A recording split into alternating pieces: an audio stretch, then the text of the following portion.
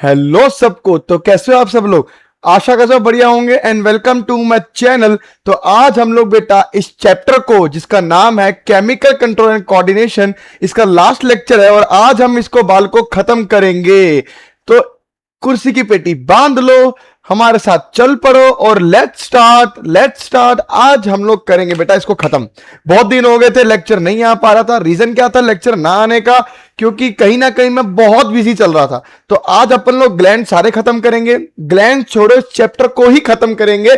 जय माता दी करेंगे, ऐश करेंगे। बात समझ में आई कि नहीं? अब देखो, दो ही ग्लैंड्स हैं जो बड़े हैं, एक है पेंक्रियास और एक है एड्रेनल ग्लैंड। दो ही ग्लैंड है जो बड़े हैं। उसके बाद क्या है? उसके बाद ओवरी है, टेस्टिस है, दोनों इजी इजी हैं।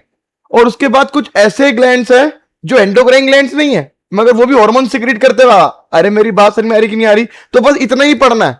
Let's start pancreas. भाई बहुत इंपॉर्टेंट है पेंक्रियास, बहुत इंपॉर्टेंट है पेंक्रियास। Let's start.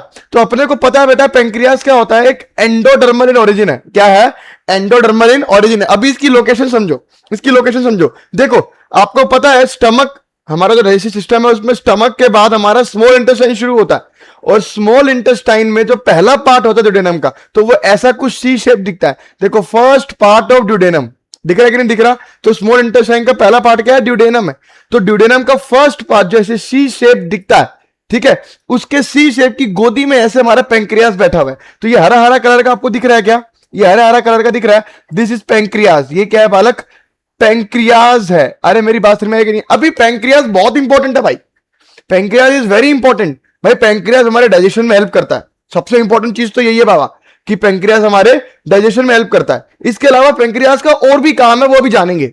अरे बात क्लियर है कि नहीं क्लियर है? चलो भाई, अब पेंक्रियाज जो है ना, अब पेंक्रियाज जो है हमारा, उसे हम लोग कहते हैं कि ये हमारा हेटेरोक्राइन ग्लैंड है या मिक्स्ड ग्लैंड है। क्यों बोलते हैं? क्योंकि इसके अंदर एक्सोक्राइन वाला पार्ट भी आता है और एंडोक्राइन वाला पार्ट भी आता है। एक्सोक्राइन वाला मतलब, इधर देखो, एक्सोक्राइन मतलब डक्ट, डक्ट जिसमें डक्ट्स होती है ना? तो इनके पास देखो ऐसे कर करके डक्ट्स भी होती है, ऐसे ऐसे। ये देखो, दिख रहा है कि नहीं दिख रहा है? ऐसे करके डक्ट्स भी होती हैं इसके अंदर, ठीक है ना? ये डक्ट्स, तो ये इनके अंदर डक्ट्स भी होती है, ठीक है। इसलिए इसको बोलते हैं एक्सोक्राइन वाला पार्ट। और एंडोक्राइन वाला क्या होता है? डक्टलेस। वहां पे डक्टलेस होगा, वहां पे कोई डक्ट वगैरह नहीं होगा। अभी समझो, एक्सोक्राइन पार्ट जो होता है, जो डक्ट वाला पार्ट होता है, वो 98 to 99% हमारा जो पेंक्रियाज है वो एक्सोक्राइन टाइप का बना हुआ है। अरे बात समझ में आई कि नहीं? बाकी 1 से 2% ही हमारा किसका बना हुआ है? सिर्फ एंडोक्राइन पार्ट का। अरे मेरी बात, अब इसमें एक्सोक्राइन भी है, एंडोक्राइन भी है, इसलिए इसको बोलते हैं बेटा मिक्स्ड ग्लैंड। क्या बोलते हैं? मिक्स्ड ग्लैंड, या फिर हेटेरोक्राइन ग्लैंड भी बोल देते हैं। अभी समझ, एक्सोक्राइन पार्ट में पेंक्रियास के अंदर एसिनाय सेल होते हैं। क्या होते हैं? एसिनाय सेल, है ना? तो एसिनाय सेल, पेंक्रियाटिक एसिनाय बोलते हैं बालक, एसिनाय सेल। और ये एसिनाय सेल क्या सिक्रेट करते हैं? ये सिक्रेट करते हैं पेंक्रियाटिक जूस। क्या सिक्रेट करते हैं? Pancreatic juice. और ये पेंक्रियाटिक जूस में क्या होते हैं? हमारे डाइजेस्टिव एंजाइम्स। क्या होते हैं भाई? Digestive enzymes. अब समझ, ये पार्ट क्या करेगा? पेंक्रियाटिक जूस क्या करेगा? डाइजेशन में हेल्प करेगा। मगर आपका chapter digestion and absorption cut चुका है, तो क्यों पढ़ना? ये पार्ट आपको नहीं पढ़ना, है ना? अपन लोग यहां पे एंडोक्राइन की बात कर रहे हैं, तो एंडोक्राइन की ही बात करेंगे। Let's start. तो एंडोक्राइन पार्ट की बात करूं तो मात्र 1 से 2% हमारे पेंक्रियास का जो पार्ट है वो एंडोक्राइन की तरह काम करता है। एंडोक्राइन का मतलब ऐसा ग्लैंड है जो इसमें डक्ट नहीं होगी। इसका मतलब वहां पे क्या होगा? हॉर्मोन्स निकलेंगे। क्या निकलेंगे? हॉर्मोन्स निकलेंगे। पहले बता चुका एंडोक्राइन ग्लैंड्स के बारे में, ठीक है ना? तो 1 to 2% को बोलते हैं बेटा आइलेट्स ऑफ लैंगरहैंस। तो लैंगरहैंस नाम के एक साइंटिस्ट थे, उन्होंने बोला आइलेट्स ऑफ लैंगरहैंस। कितना आइलेट्स ऑफ लैंगरहैंस? उसने बोला यहां पे कुछ 1 से 2 मिलियन सेल्स है, 1 to 2 मिलियन सेल्स है, लेकिन सेम टाइप के सेल्स नहीं है, अलग अलग टाइप के सेल्स है। इसलिए उसने बोला islets of Langerhans. Langerhans scientist का नाम था, ठीक है। अब इसने बोला 4 तरीके के सेल है भाई। कितने तरीके के सेल है? 4 तरीके के। पहला सेल है भाई अल्फा सेल, दूसरा है बीटा, तीसरा है डेल्टा और चौथा है एफ सेल। एफ सेल बोलू या मैं बोलू पीपी सेल? अरे बात समझ में आई कि नहीं आई? तो पहला है अल्फा सेल, दूसरा है बीटा सेल, तीसरा है डेल्टा सेल और चौथा है एफ सेल या पीपी सेल। अब इनके नाम समझ, अब इनके काम समझ। समझो, अल्फा सेल जो है वो सिक्रीट करता है बेटा ग्लूकेगोन। अल्फा सेल क्या सिक्रीट करता है? ग्लूकेगोन। ये एक तरीके का क्या है भैया? पेप्टाइड हार्मोन है। क्या है? पेप्टाइड हार्मोन है। पेप्टाइड है यानी प्रोटीन का बना होगा, यानी अमीनो एसिड का बना होगा। कितने अमीनो एसिड है भाई? 29 अमीनो एसिड का मिलकर बना हमारा ग्लूकेगोन। अगला आ जाओ बीटा सेल। बीटा सेल क्या सीक्रेट करता है भाई? बीटा सेल सीक्रेट करता है इंसुलिन। क्या सीक्रेट करता है? इंसुलिन। कितने कितने अमीनो एसिड का है भाई? 51 अमीनो एसिड का। ठीक है ना। अगला क्या है? Delta cell. डेल्टा सेल क्या है? सोमेटोस्टेटिन सीक्रेट करता है। क्या करता है? सोमेटोस्टेटिन सीक्रेट करता है। इनका काम क्या है? ये रेगुलेट करता है। क्या करता है? रेगुलेट करता है। रेगुलेट करता है, मैं बोलूं या तो इनहिबिट करता है, इस ग्लूकेगॉन और इंसुलिन दोनों की सिक्रीशन को इनहिबिट करता है। ग्लूकेगॉन और इंसुलिन दोनों की सिक्रीशन को क्या करता है? इनहिबिट करता है हमारा डेल्टा सेल, या मैं बोलूं सोमेटोस्टेटिन। क्या मेरी बात क्लियर है? अगला आता है एफ सेल या पीपी सेल। पीपी सेल को क्यों बोल रहे हैं इसको? क्योंकि ये क्या रिलीज करता है? Pancreatic polypeptide. क्या करता है? Pancreatic polypeptide. अननोन फंक्शन, कोई फंक्शन इसका मालूम नहीं है, कोई इसका अभी तक ये अननोन फंक्शन का है। अरे मेरी बात समझ में आ रही कि नहीं आ रही? तो आइलेट्स ऑफ लैंगरहैंस मतलब 1 to 2 मिलियन सेल्स थे, और उनमें ये alpha cell, beta cell, delta cell और एफ सेल। क्या मेरी बात क्लियर है? Very good. अब देख आगे भाई, बहुत इजी है। अभी तक तो मैंने तेरे को कुछ पढ़ाया नहीं है, अभी तो तू डर रहा है। अभी देख, इंसुलिन, नोट बता रहा हूं, नोट मतलब याद कर ले। देख, इंसुलिन बेटा 51 अमीनो एसिड का होता है। अभी इंसुलिन में ना 2 चेन होती है। मैं मैच्योर इंसुलिन की बात कर रहा हूं भाई। मैच्योर इंसुलिन में 2 चेन होती है। एक चेन बनी होती है अल्फा की, जिसे बोलते हैं अल्फा चेन, और एक होती है बीटा, इसे बोलते हैं बीटा चेन। अभी अल्फा चेन क्या होता है? एसिडिक चेन होता है। अल्फा चेन क्या होता है? एसिडिक चेन होता है। और बीटा चेन क्या होता है भैया? बेसिक चेन होता है। अभी इंसुलिन 51 अमीनो एसिड का बना है, तो जो एसिडिक चेन है, अल्फा चेन है, उसमें 21 अमीनो एसिड होती है, और जो बीटा चेन है उसमें 30 अमीनो एसिड होती है। याद कर ले बेटा, देखना, बी से बीटा, बी से बीटा, बी से बेसिक चेन। अरे बात समझ में आएगी नहीं? ए से अल्फा, ए से अल्फा, ए से एसिडिक चेन। ठीक है, 21 30 कुल मिला के कितने हो गए भाई? 51 अमीनो एसिड हो गए। 51 अमीनो एसिड हो गए। क्या मेरी बात क्लियर है? तो इंसुलिन ऐसा होता है। अभी देख एनसीईआरटी रीड करते थोड़ी सी, अभी थोड़ी सी एनसीईआरटी, अरे कहां आ क्यों नहीं रही है? आ गया। अभी थोड़ी सी एनसीईआरटी रीड करते हैं, इसके बारे में जानेंगे। देख, तो देख, pancreas is composite gland which act as both exocrine and endocrine gland, है ना, बता चुका हूं। अब एंडोक्राइन पेंक्रियाज क्या करता है? कंसिस्ट करता है आइलेट्स ऑफ लैंगरहैंस। इसमें 1 to 2 million islets of Langerhans होते हैं in a normal human pancreas. अरे बात समझ में आई कि नहीं? 1 से 2 मिलियन आइलेट्स ऑफ लैंगरहैंस होते हैं, मतलब अलग अलग टाइप के cells, representing only 1 to 2% of the pancreatic tissue. मात्र 1 से 2% ही ये जो बना रहा है। अभी देख, 2 मेन टाइप्स ऑफ सेल्स, मैं तो 4 बताया ना तेरे को, ये तो 2 ही बता रहा है। तो 2 मेन टाइप्स ऑफ सेल्स होते हैं in the islets of Langerhans are called alpha cells and beta cells. Alpha cell क्या सीक्रेट करेगा? ग्लूकेगॉन। और बीटा सेल क्या सीक्रेट करेगा? इंसुलिन। क्या मेरी बात क्लियर है? क्या मेरी बात क्लियर है? बहुत इंपॉर्टेंट और बहुत इजी सी बातें समझा रहा हूं, समझ। अभी देख, ग्लूकेगॉन और इंसुलिन दोनों अपोजिट काम करते हैं। ग्लूकेगॉन और इंसुलिन क्या करते हैं बाबा? दोनों अपोजिट काम करते हैं। कैसे अपोजिट काम करते हैं समझ। ग्लूकेगॉन ब्लड में शुगर को, ग्लूकोज को बढ़ाता है, मतलब शुगर को बढ़ाता है, समझ में? Glucagon, glucose. तो ग्लूकेगॉन क्या करता है? ब्लड में शुगर को इंक्रीज करता है भाई। लेकिन वहीं पे मैं बात करूं तो इंसुलिन ब्लड में शुगर को डिक्रीज करता है। अरे मेरी बात समझ में आई कि नहीं? अरे ग्लूकेगॉन जो होता है वो ब्लड में शुगर को इंक्रीज करता है, और जो इंसुलिन है वो ब्लड में शुगर को डिक्रीज करता है। कहने का मतलब अगर दोनों बराबर मात्रा में है तो ये होम्योस्टेसिस मेंटेन करके बैठे हैं शुगर की। अरे क्या मेरी बात क्लियर हुई कि नहीं हुई? क्या मेरी बात क्लियर हुई कि नहीं? अभी समझ, ग्लूकेगॉन इंक्रीज कर रहा है। ग्लूकेगॉन क्या कर रहा है? इंक्रीज कर रहा है। किसको? अभी यहां पे मैं तेरे को समझाता हूं कि ये इंक्रीज कैसे कर रहा है, कि ये इंक्रीज कैसे कर रहा है। अभी देख, ग्लूकेगॉन और insulin both are antagonist to each other. Antagonist मतलब दोनों का अपोजिट काम है भैया। ग्लूकेगॉन इंक्रीज करेगा ग्लूकोज को ब्लड के अंदर, और इंसुलिन डिक्रीज करता है ग्लूकोज को ब्लड के अंदर। इसलिए ग्लूकेगॉन को हम लोग हाइपरग्लाइसेमिक हार्मोन भी कहते हैं। हाइपरग्लाइसेमिक हार्मोन भी कहते हैं। हाइपरग्लाइसेमिक मतलब क्या होता है? नाम से समझ में आ रहा होगा भाई।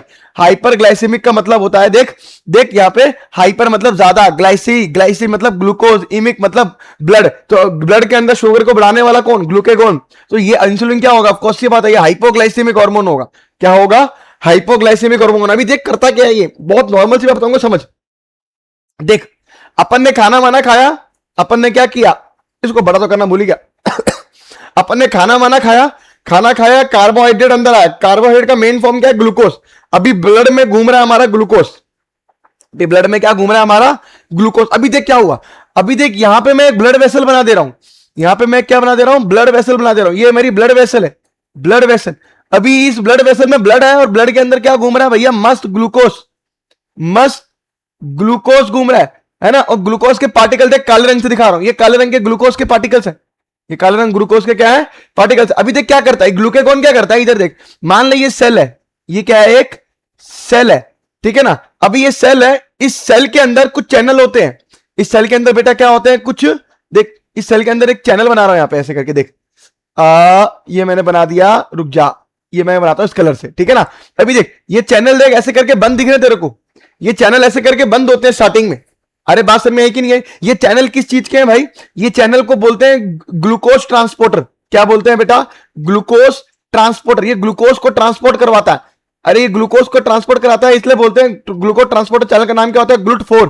क्या होता है, GLUT4। ये पढ़ा है अपन लोगों ने बायोमोलिक्यूल्स के अंदर GLUT4 के बारे में। तो ये ग्लूकोज को इनेबल कराता है इनसाइड द सेल, सेल के अंदर आने देगा। अब देख क्या होता है, यहां पे ग्लूकेगॉन का रिसेप्टर होता है, यहां पे ग्लूकेगॉन का रिसेप्टर है, ये देख ग्लूकेगॉन का रिसेप्टर है।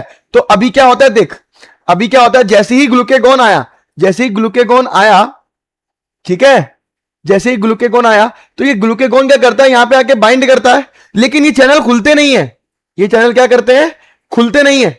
अगर ये चैनल खुलेंगे नहीं तो समझ कि ये जो ब्लड में जो शुगर है, ये जो ब्लड में जो शुगर है, क्या ये जब ये चैनल खुलेगा ही नहीं हमारा ग्लूकोज ट्रांसपोर्ट का, तो ये ब्लड का शुगर कभी सेल के इनसाइड आ पाएगा, सेल के इनसाइड कभी आ पाएगा, नहीं आ पाएगा ना बाबा, नहीं आ पाएगा। तो वो ब्लड का वो शुगर कहां घूमेगा, वो ग्लूकोज कहां घूमेगा, वो ग्लूकोज ब्लड में ही घूमेगा।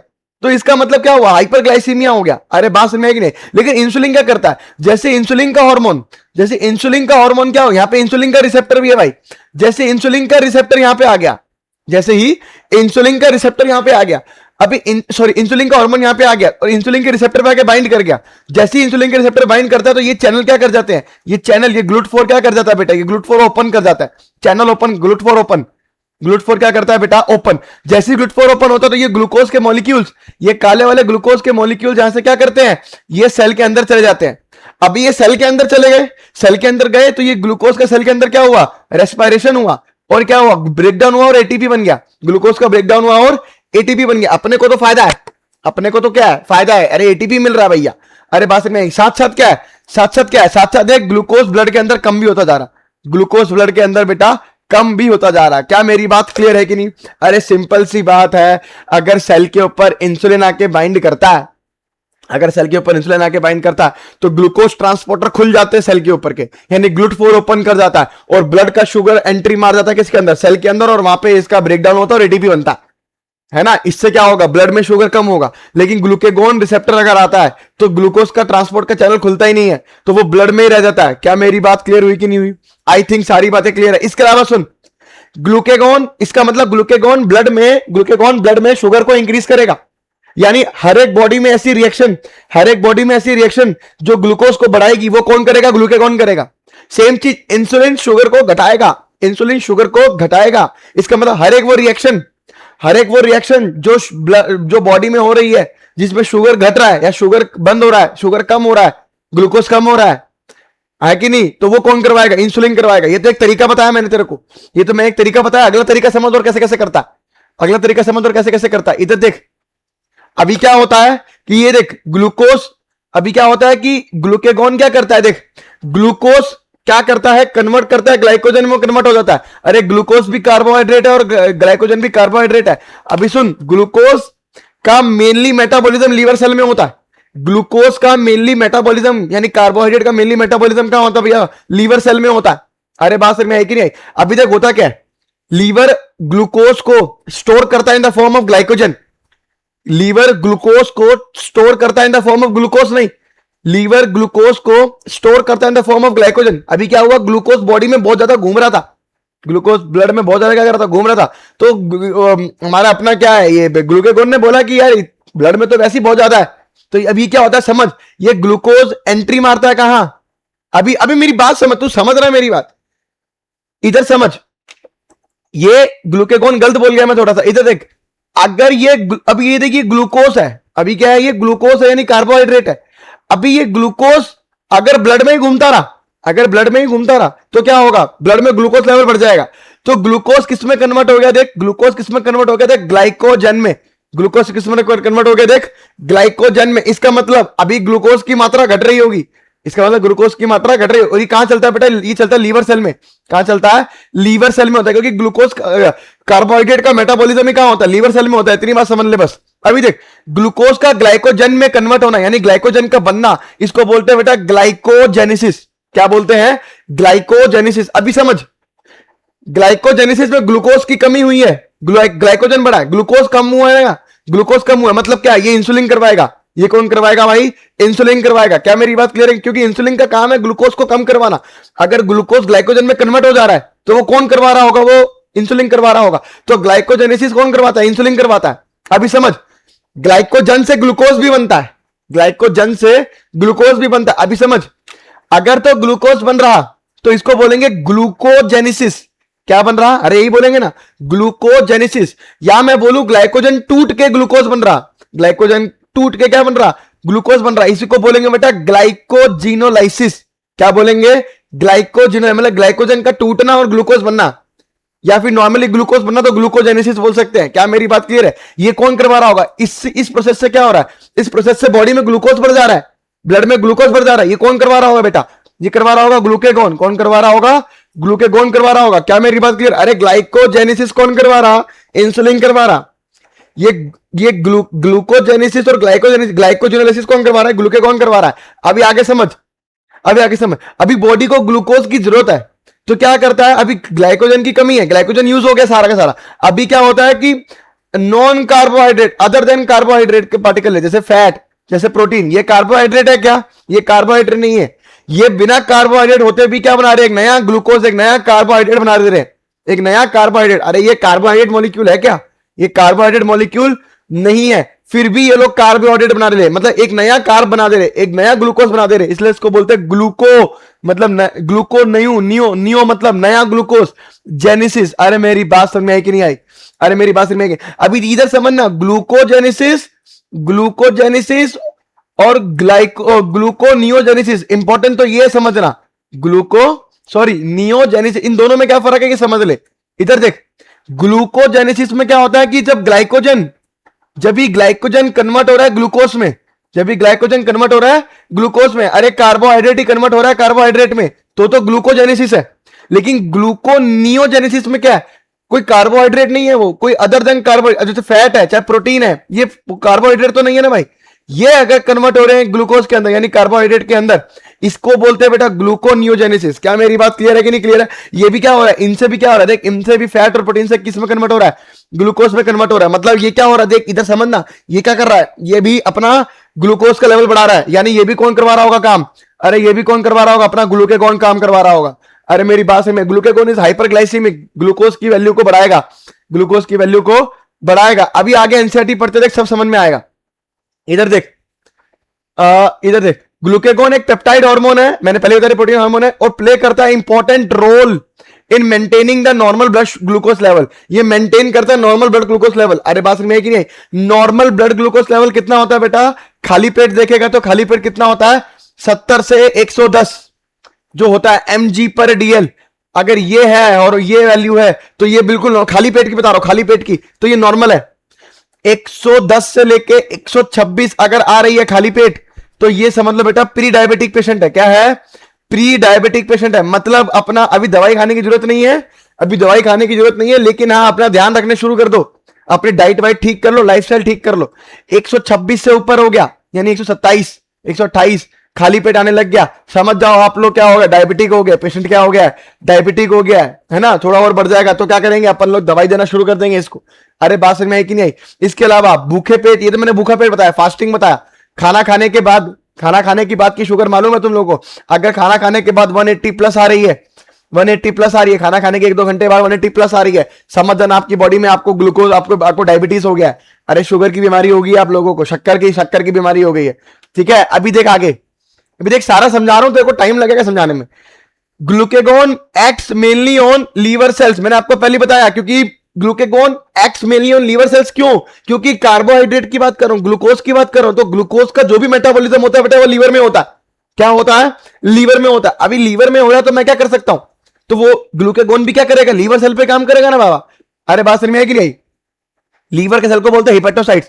और देख स्टिमुलेट्स ग्लाइकोजिनोलाइसिस। अभी देख ग्लाइकोजिनोलाइसिस क्या होता है, ग्लाइकोजन को ग्लूकोज में कन्वर्ट करना, ग्लाइकोजन को ग्लूकोज। अभी ग्लाइकोजन को अगर ग्लूकोज में कन्वर्ट कर दे रहा है तो ग्लूकोज की मात्रा बढ़ा दे रहा है ना, तो हाइपरग्लाइसीमिक हार्मोन ग्लूकोज यही तो करता है कि ब्लड शुगर लेवल को बढ़ाता है ना, resulting in increase blood sugar. देख ब्लड शुगर बढ़ गई इसकी वजह से, इसलिए इसको बोलते हैं हाइपरग्लाइसीमिया। क्या बोलते हैं भाई, हाइपरग्लाइसीमिया। अभी देख आगे, इन एडिशन इसके अलावा ये हार्मोन क्या करता है, स्टिमुलेट करता है ग्लूकोनियोजेनेसिस। अभी ग्लूकोनियोजेनेसिस तेरे को पता है क्या होता है, ग्लूकोनियोजेनेसिस क्या होता है कि कोई नॉन कार्बोहाइड्रेट जैसे फैट हो गया, प्रोटीन हो गया, उससे ग्लूकोज बन जाना, यानी नॉन कार्बोहाइड्रेट पार्ट से कार्बोहाइड्रेट बन जाना, ग्लूकोनियोजेनेसिस। जिसकी वजह से अगेन क्या हो रहा है, देख बेटा हाइपरग्लाइसीमिया हो जा रहा है। अरे बात समझ में आई कि नहीं आई। इसके अलावा देख glucagon reduces the cellular glucose Uptake. मैंने पहले ही बताया था ग्लूकेगॉन सेल के मेम्ब्रेन पे अगर बैठेगा जाके इंफॉर्मेशन देगा भी, तो भी वो ग्लूकोज के चैनल बंद रहते हैं। तो ग्लूकोज के चैनल बंद रहेंगे तो सेल ग्लूकोज को अपटेक अंदर ले ही नहीं पाता। अरे बात समझ में कि नहीं, अपटेक लेगा नहीं तो उसको यूटिलाइज कैसे करेगा, उसको तोड़ेगा कैसे, उसको तोड़ेगा नहीं तो एनर्जी बनेगी कैसे। अरे बात समझ में आएगी नहीं आई। तो यही इसने लिखा हुआ है, समझाया नहीं ढंग से, मैंने बता दिया। देख glucagon reduces the cellular glucose uptake and utilisation, मतलब रिड्यूस करता है ग्लूकोज सेलुलर अपटेक, मतलब सेल के अंदर जाता ही नहीं है ये चीज। Thus glucagon is a hyperglycaemic hormone. मेरे ख्याल से सारी बातें रट गई तेरे को। अरे बात समझ में आएगी नहीं। अभी आगे देख इंसुलिन। इंसुलिन बेटा है पेप्टाइड हार्मोन है। पेप्टाइड हार्मोन मतलब अगेन प्रोटीन का बना। अभी समझ, इंसुलिन अगर पेप्टाइड हार्मोन है, ग्लूकोज लेवल को कम करता है। ग्लूकोज लेवल को क्या करता है, कम करता है। अभी समझ, एक चीज और बताऊं तेरे को, अपने को डायबिटीज दो ही कारण से हो सकता है। पहला कारण है भैया इंसुलिन नहीं बन रहा, पहला कारण है इंसुलिन ही नहीं बन रहा। अभी इंसुलिन नहीं बन रहा तो इंसुलिन बाहर से ले ले।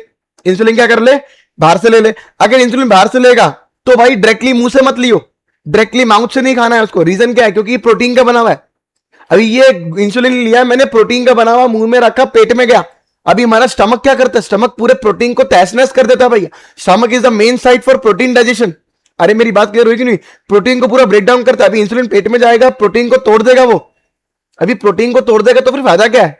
इसलिए इंसुलिन को डायरेक्टली हम लोग इंजेक्शन के थ्रू लेते हैं, ब्लड के थ्रू लेते हैं। अरे मेरी बात क्लियर हुई कि नहीं हुई, वेरी गुड, है ना। तो इंसुलिन एक पेप्टाइड हार्मोन है जो कि मेजर रोल प्ले करता है रेगुलेशन ऑफ ग्लूकोज होमियोस्टेसिस, मतलब ग्लूकोज को मेंटेन करने का काम किसका है, मतलब इंसुलिन घटाता है। इंसुलिन क्या करता है, घटाता है ब्लड शुगर को। इतने अच्छे से समझा रहा हूं तेरे को, बहुत अच्छा है। इधर देख, इंसुलिन क्या मेनली एक्ट करता है हिपेटोसाइट्स पे, मतलब भाई लीवर सेल पे। लीवर सेल पे तो काम करना ही पड़ेगा ना यार, क्योंकि ग्लूकोज पे काम करना है। और ग्लूकोज पे काम करना सीधी बात है, आपको काम करना है, कराना पड़ेगा किस पे, क्या बोलते हैं, अपने लीवर पे कराना पड़ेगा। एंड एडिपोसाइट्स, भाई एडिपोसाइट्स मतलब क्या होते हैं, ऐसे सेल्स जो क्या करता है, फैट्स को स्टोर करके रखता है। अभी ग्लूकेगॉन सिर्फ हिपेटोसाइट पे काम कर रहा था, इंसुलिन अपना ग्लूके इस पे भी काम करता है, और एडिपोसाइट मतलब जहां फैट स्टोरिंग सेल्स है उस पे भी काम करता है ना। फिर मैं तेरे को बताया था कि ये इंसुलिन क्या करता है, सेल के मेम्ब्रेन पे आएगा, GLUT4 को तोड़ देगा, सेल के अंदर क्या हो जाएगा, ग्लूकोज चला जाएगा। तो ये क्या करता है, एनहेंस करता है सेलुलर ग्लूकोज अपटेक और उसका यूटिलाइजेशन, मतलब ग्लूकोज अंदर जाएगा, टूटेगा, एनर्जी बनेगा, है ना।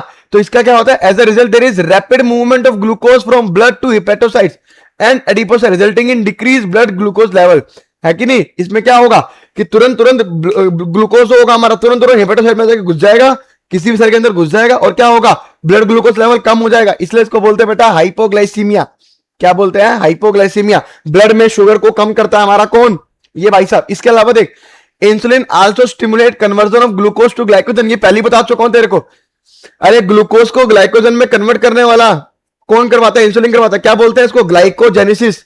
Glycogenesis target. अब देख, the glucose homeostasis in blood is just maintain jointly by the two insulin and glucagon. तो आपको अगर इंसुलिन में ग्लूकोज का होमोस्टेसिस मेंटेन करना है तो वो कौन क्या कर देगा आपको, इंसुलिन और ग्लूकेगॉन। अरे ग्लूकेगॉन बढ़ाएगा तो इंसुलिन घटा देगा, इंसुलिन घटाएगा तो ग्लूकेगॉन बढ़ा देगा। इसे बोलते हैं होमोस्टेसिस मेंटेन करना। होमोस्टेसिस का मतलब एक इन्वायरमेंट, एक कांस्टेंट इन्वायरमेंट। अरे मेरी बात समझ में।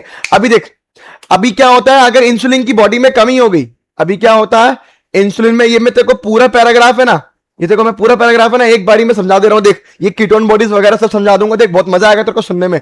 और यहीं से तेरे को डॉक्टर बना दूंगा कि तेरे को पता लगेगा कि कैसे डॉक्टर पहचानता है कि इस डायबिटीज हुआ है, कैसे डॉक्टर पहचानता है कि डायबिटीज हुआ है। देख इधर देख, अभी मान ले बॉडी में इंसुलिन की कमी होती जा रही है, बॉडी में क्या होती है, इंसुलिन की कमी होती जा रही है। अगर इंसुलिन की कमी होती जा रही है तो क्या होगा, देख इंसुलिन में क्या होगा, देख जैसे ही होती जा रही है इंसुलिन की कमी तो आपका क्या होगा, हाइपरग्लाइसीमिया। क्या होगा, हाइपरग्लाइसीमिया। हाइपरग्लाइसीमिया मतलब आपके ब्लड में आपके ब्लड में ग्लूकोज बढ़ता चलेगा, आपके ब्लड में ग्लूकोज बढ़ता चलेगा। अभी समझ, ब्लड में ग्लूकोज बढ़ता चलेगा। अभी समझ, बहुत तेरे को नॉर्मल सी बात समझाऊंगा, तेरे को बहुत बहुत ऐसा लगेगा तेरे को कि यार ये तो मेरे को आता था।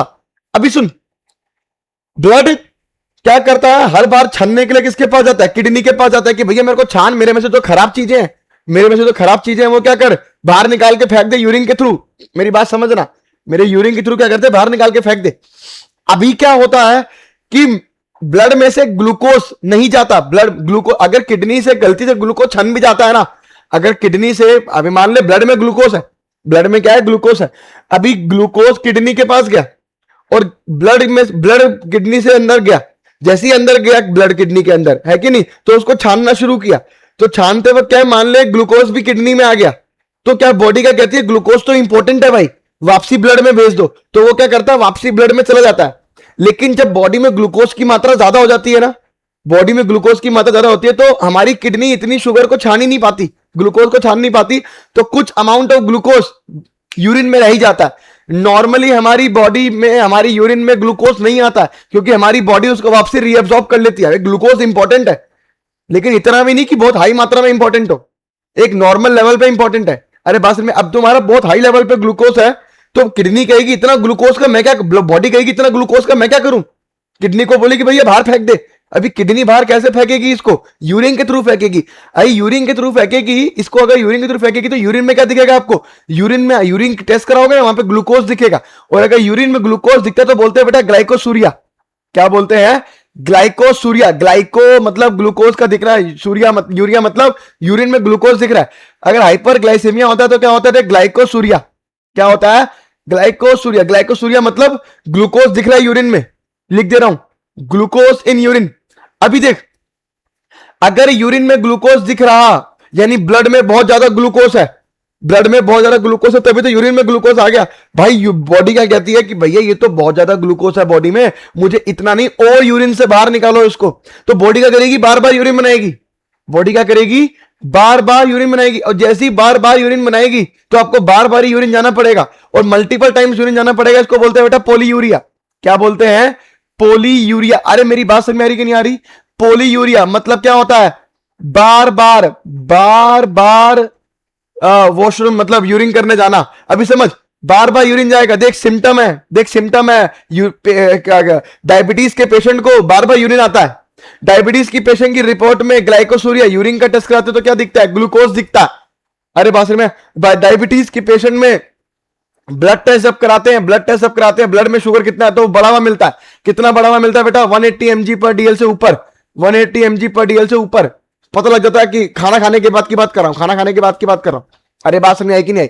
अभी देख, पोलीयूरिया होता है तो क्या होता है, इसके बाद बार बार यूरिन जाएगा तो बॉडी में क्या होगा, ब्लड की कमी होगी, और ब्लड की कमी होगी, सॉरी बार बार यूरिन करने जाएगा तो क्या होगा, ऑफ कोर्स सी बात है, उसमें पानी की कमी होगी। पानी की कमी होगी तो क्या होगा, देख डिहाइड्रेशन होगा। क्या होगा, डिहाइड्रेशन। अभी डिहाइड्रेशन पेशेंट को ऐसे क्या होता है, देख पेशेंट क्या बोलेगा बार बार तेरे को आके कि डॉक्टर साहब मेरे ना बार बार मुंह सूखता है।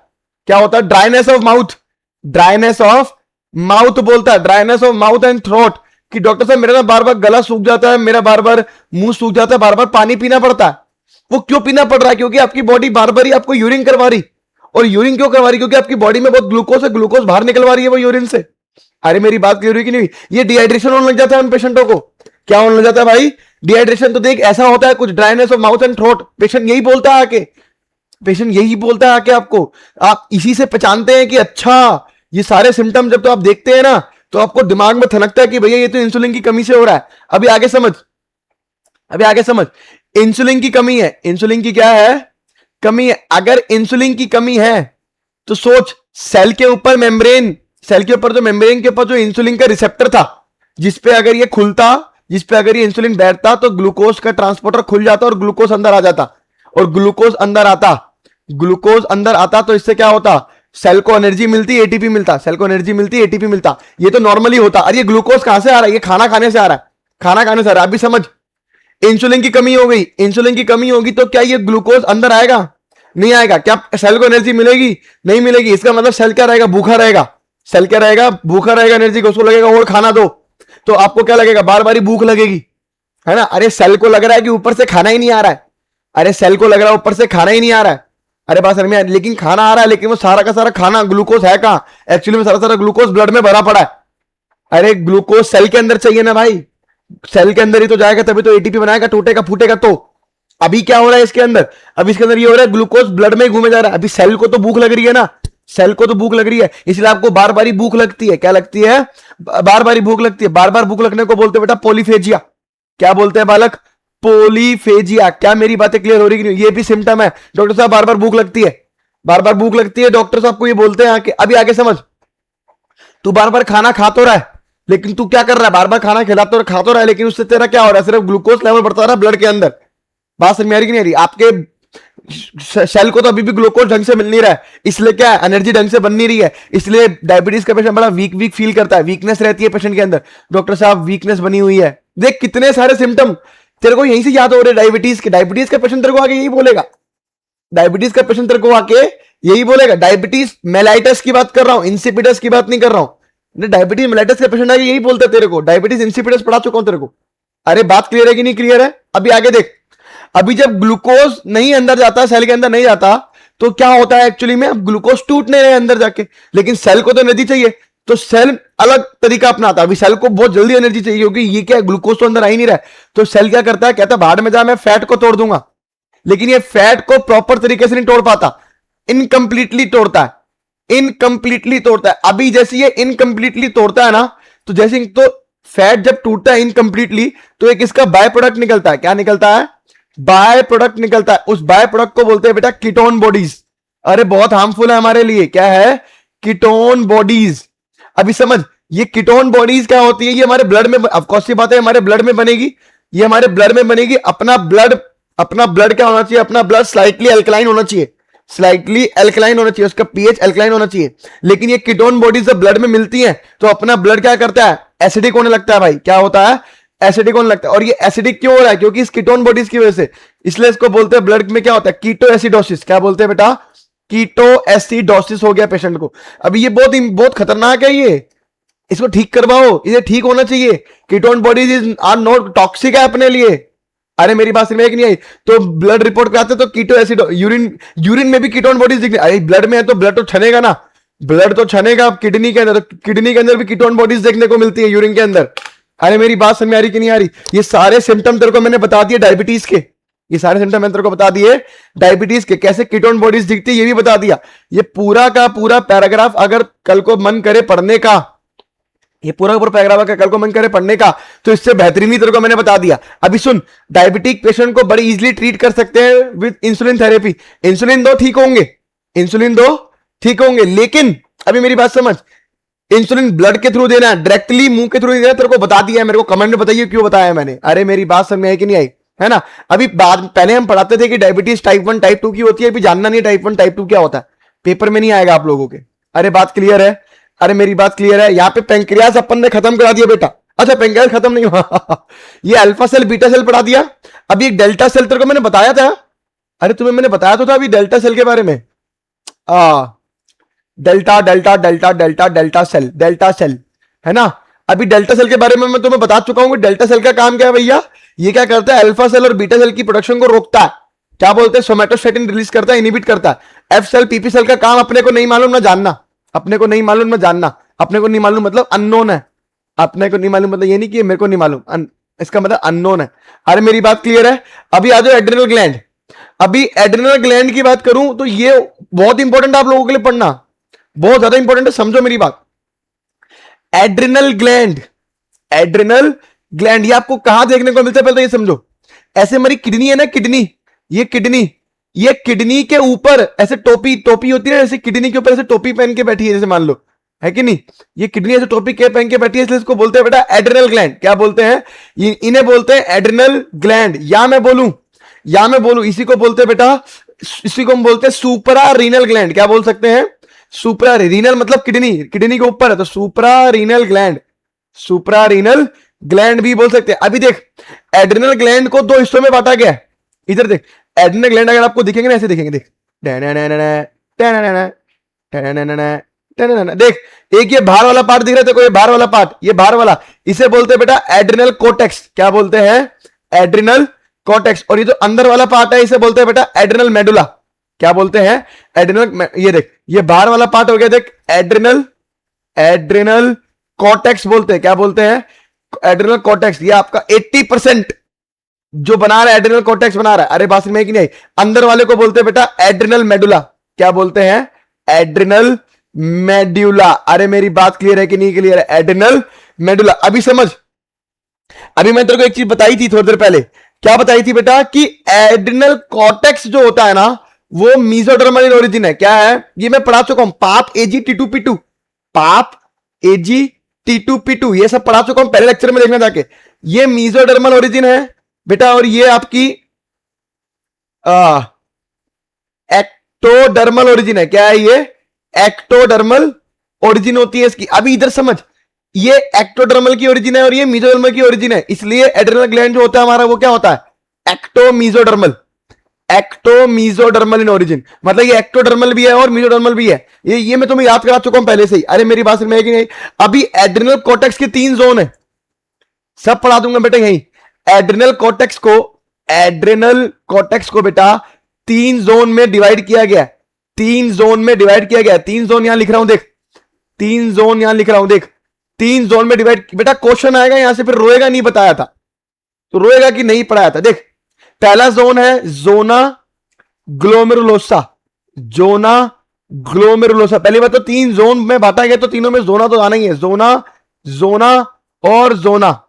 अरे बात में कि नहीं? तो जोना ग्लोमेरुलोसा सबसे आउटर वाला पार्ट है। क्या है? आउटर वाला पार्ट है जोना ग्लोमेरुलोसा। जोना फेसिक्युलेटा, जोना फेसिक्युलेटा ये कौन सा? देख मिडल वाला पार्ट है। कौन सा वाला पार्ट है? मिडल वाला पार्ट है। अभी देख जोना रेटिकुलरिस, जोना रेटिकुलरिस ये क्या है? आपका इनर वाला पार्ट है। क्या है? इनर वाला पार्ट। अभी देख जोना, जोना, जोना तीनों में है ना, किडनी के ऊपर है, किडनी के ऊपर है। तो देख क्या है? पहला GFR, अबे किडनी में अपन लोग पढ़ते ना GFR, ग्लोमेरुलर फिल्ट्रेशन रेट। तो outer to inner, outer to inner, zona glomerulosa, zona fasciculata, zona reticularis. अरे मेरी बात समझ नहीं? अभी समझ, एड्रिनल कॉर्टेक्स जो रिलीज करते हैं ना हॉर्मोन्स, उन सबको कलेक्टिवली बोलते हैं बेटा कॉर्टिकॉइड्स। क्या बोलते हैं? कॉर्टिकॉइड्स। अभी मेरी बात समझ, एड्रिनल कॉर्टेक्स, एड्रिनल कॉर्टेक्स जो मेनली जो हॉर्मोन सिक्रीट करते हैं उनको कलेक्टिवली क्या बोलते हैं? कॉर्टिकॉइड्स। क्या बोलते हैं? कॉर्टिकॉइड्स। रीजन क्या है? कलेक्टिवली क्यों बोल रहा हूं? सुन, 3 जोन है, 3 जोन है, तीनों जोन अलग अलग टाइप के हार्मोन सिक्रीट करते हैं। अभी तीनों जोन अलग अलग टाइप के हार्मोन अगर सिक्रीट कर रहे हैं, अगर तीनों जोन अलग अलग टाइप के हार्मोन सिक्रीट कर रहे हैं, वो जैसे भी हार्मोन सिक्रीट कर रहे हो, लेकिन है कैसे? कॉर्टिकॉइड्स टाइप के हैं। कैसे टाइप के हैं भैया? कॉर्टिकॉइड्स टाइप के, याद रखना है। अभी देख, जोना ग्लोमेरुलोसा जो होता है वो किस टाइप का कॉर्टिकॉइड रिलीज करता है? वो करता है बेटा मिनरेलो कॉर्टिकॉइड्स। क्या? एक हार्मोन का टाइप है ये, मिनरेलो कॉर्टिकॉइड्स। अरे बात समझ में है कि नहीं? और मिनरेलो कॉर्टिकॉइड्स में भी मेन हार्मोन्स कौन सा? मेन हार्मोन है बेटा एल्डोस्टेरोन। मेन हार्मोन कौन सा है इसका? एल्डोस्टेरोन। बेटा याद रखना है, बहुत इंपॉर्टेंट है। क्या है? बहुत इंपॉर्टेंट है, ठीक है ना। मिनरेलो कॉर्टिकॉइड्स मिनरल्स पे काम करेगा, सोडियम इलेक्ट्रोलाइट पे काम करेगा। अरे भाई मिनरल्स, मिनरल्स इलेक्ट्रोलाइट बैलेंस करवाएगा कौन? ये एल्डोस्टेरोन। कैसे करवाएगा मैं बताऊंगा थोड़ी देर में। जोना फेसिकुलेटा मिडल वाला जो होता है, ये भी तो कॉर्टिकॉइड को रिलीज करेगा, लेकिन किस टाइप का करेगा? ग्लूकोकॉर्टिकॉइड। मतलब ये ग्लूकोज के मेटाबॉलिज्म में कुछ काम करवाएगा, ग्लूकोज के मेटाबॉलिज्म में कुछ काम करवाएगा। अरे मेरी बात समझ में नहीं आई? ग्लूकोकोर्टिकॉइड्स, ग्लूकोकोर्टिकॉइड्स, स्पेलिंग गलत हो गई, ग्लूकोकोर्टिकॉइड्स। अरे बात समझ में नहीं आई? और इसमें मेनली ग्लूकोकोर्टिकॉइड्स कौन सा है? देख कोर्टिसोल। क्या है? कोर्टिसोल। देख यही इंपॉर्टेंट है जो एड्रिनल ग्लैंड तेरे को ढंग से पढ़ना है, उसके बाद तो तेरे को कुछ पढ़ना ही नहीं है। उसके बाद सब इजी करा दूंगा तेरे को, टेंशन मत लेगा। टेंशन जितना लेगा ना उतना ही खराब है तेरे लिए, ठीक है ना। तो ग्लूकोकोर्टिकॉइड्स मेन कौन सा इसमें हार्मोन? कोर्टिसोल है। अभी देख जोना रेटिकुलरिस की बात करूं तो ये क्या रिलीज करते हैं? अपने सेक्स हार्मोन्स। ज्यादा अमाउंट में रिलीज नहीं करते, लेकिन हाँ कुछ अमाउंट में, स्मॉल अमाउंट में रिलीज करते हैं हमारे कौन? ये सेक्स हार्मोन रिलीज करते हैं, है ना। तो देख इसमें क्या हो गया? देख गोनेडोकॉर्टिकॉइड्स। क्या बोलते हैं? गोनेडोकॉर्टिकॉइड्स। ये गोनेडोकॉर्टिकॉइड्स क्यों बोल रहे हैं? क्योंकि हमारे गोनेड्स वाले हार्मोन्स रिलीज करते हैं, यानी एंड्रोजन, एस्ट्रोजन, ये सब गोनेडोकॉर्टिकॉइड्स। अरे बात समझ में आई कि नहीं आई? गोनेडोकॉर्टिकॉइड्स। इसमें मेन क्या है? मेन क्या है? अपने सेक्स हार्मोन्स। मेन क्या है? अपने सेक्स हार्मोन्स। क्या मेरी बात क्लियर है? हाँ, ये सेक्स हार्मोन्स ऑफ कोर्स सी बात है स्मॉल अमाउंट में रिलीज होगा। क्या अमाउंट में रिलीज होगा बालक? Small amount. क्या मेरी बात क्लियर है? तो ये तीनों हार्मोन तेरे को मैंने बता दिए, जोना ग्लोमेरुलोसा, जोना फेसिकुलेटा, जोना टेक्युलरिस, मिनरलोकॉर्टिकॉइड्स, ग्लूकोकॉर्टिकॉइड्स, गोनाडोकॉर्टिकॉइड्स, है ना। ये गोनाडोकॉर्टिकॉइड्स को बेटा सेक्स कॉर्टिकॉइड्स भी कहते हैं। क्या कहते हैं? सेक्स कॉर्टिकॉइड्स भी कहते हैं। अभी इधर समझ, है तो कॉर्टिकॉइड्स कॉर्टिकॉइड्स कॉर्टिकॉइड्स, तो एड्रिनल कॉर्टेक्स के कलेक्टिवली हार्मोन्स को क्या बोलते हैं? कॉर्टिकॉइड्स बोलते हैं। क्या बोलते हैं? कॉर्टिकॉइड बोलते हैं। अभी इधर समझ, सबसे पहले आता है बेटा मिनरलोकॉर्टिकॉइड। सबसे पहले क्या आता है? मिनरलोकॉर्टिकॉइड्स। इसमें क्या हमारा एल्डोस्टेरोन। अभी देख, मैंने एक्सक्रीटरी सिस्टम तो पढ़ाया नहीं है, एक्सक्रीटरी सिस्टम में पढ़ाते हैं ये। अगर आप 11th के हैं तो आपको थोड़ा समझना है, अगर आप 12th के हैं तो आपको ये आना चाहिए, और ड्रॉपर है तो भी आपको ये आना चाहिए। तो होता क्या है देख, किडनी में नेफ्रॉन होता है। किडनी किसकी बनी हुई है? नेफ्रॉन की बनी हुई है। तो नेफ्रॉन में आपको पता है क्या होता है? नेफ्रॉन में आपको होता है पता है, ये होता है डीसीटी। डीसीटी, डीसीटी मतलब डिस्टल कन्वोल्यूटेड ट्यूब्यूल, और ये होती है बेटा कलेक्टिंग डक्ट। दो चीजें होती हैं, ये हो गया बेटा कलेक्टिंग डक्ट, और ये हो गया हमारा क्या? DCT, distal convoluted tubule. 10वीं क्लास को तो भी पता होगा।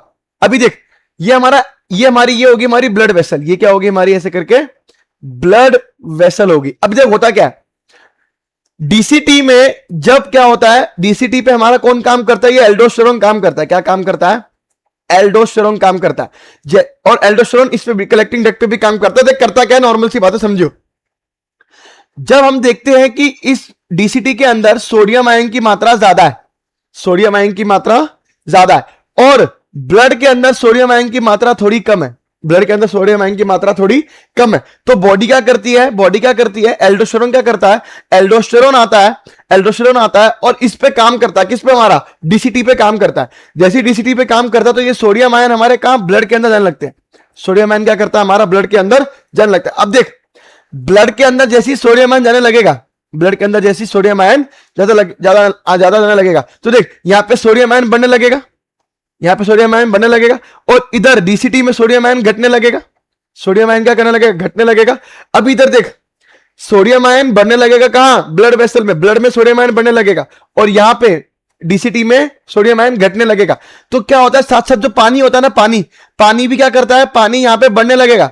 अरे सोडियम अगर यहां पे कम होने लगेगा तो ऑफकोर्स ये बात है, पानी बढ़ने लगेगा, और ब्लड वेसल के अंदर पानी घटने लगेगा, तो ब्लड अपना, वाटर अपना हाइयर टू लोअर अपने आप यहां चला जाता है। अरे मेरी बात समझ, एल्डोस्टेरोन आया तो था, एल्डोस्टेरोन आया तो था कि सोडियम का रीअब्जॉर्प्शन करवाऊंगा, सोडियम को ब्लड में पहुंचाऊंगा, लेकिन सोडियम जैसी ब्लड में बढ़ता हुआ दिखता है, तो सोडियम में ब्लड जैसी बढ़ने में दिखता है, तो सोडियम, ब्लड में सोडियम बढ़ रहा है, ब्लड में नमक बढ़ रहा है, सोडियम आयन बढ़ रहा है।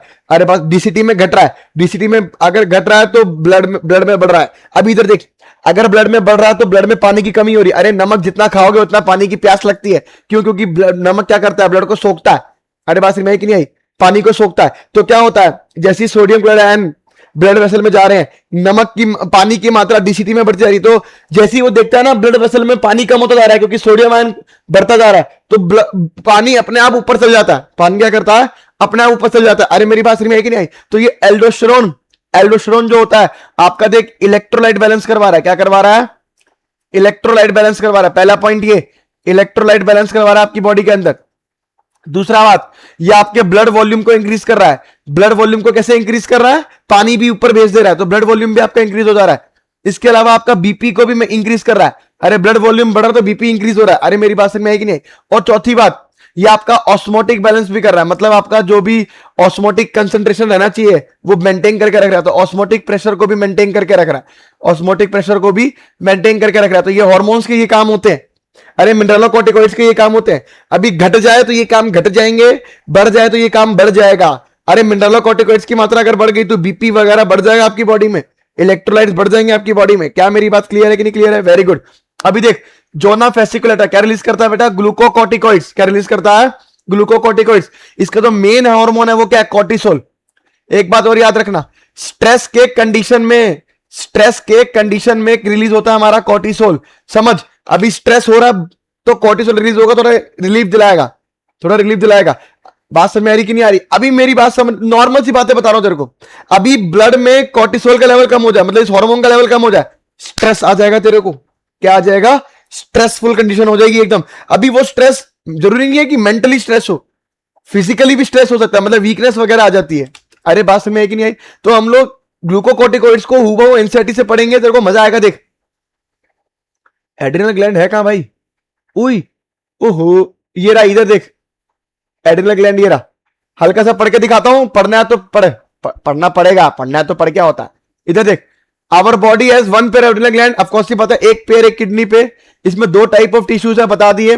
सेंट्रल को बोलते हैं एड्रिनल मेडुला, और आउटसाइड को बोलते हैं एड्रिनल कॉर्टेक्स, ठीक है ना। ये अंडर प्रोडक्शन पंडर प्रोडक्शन बाद में पढ़ेंगे, बाद में पढ़ेंगे।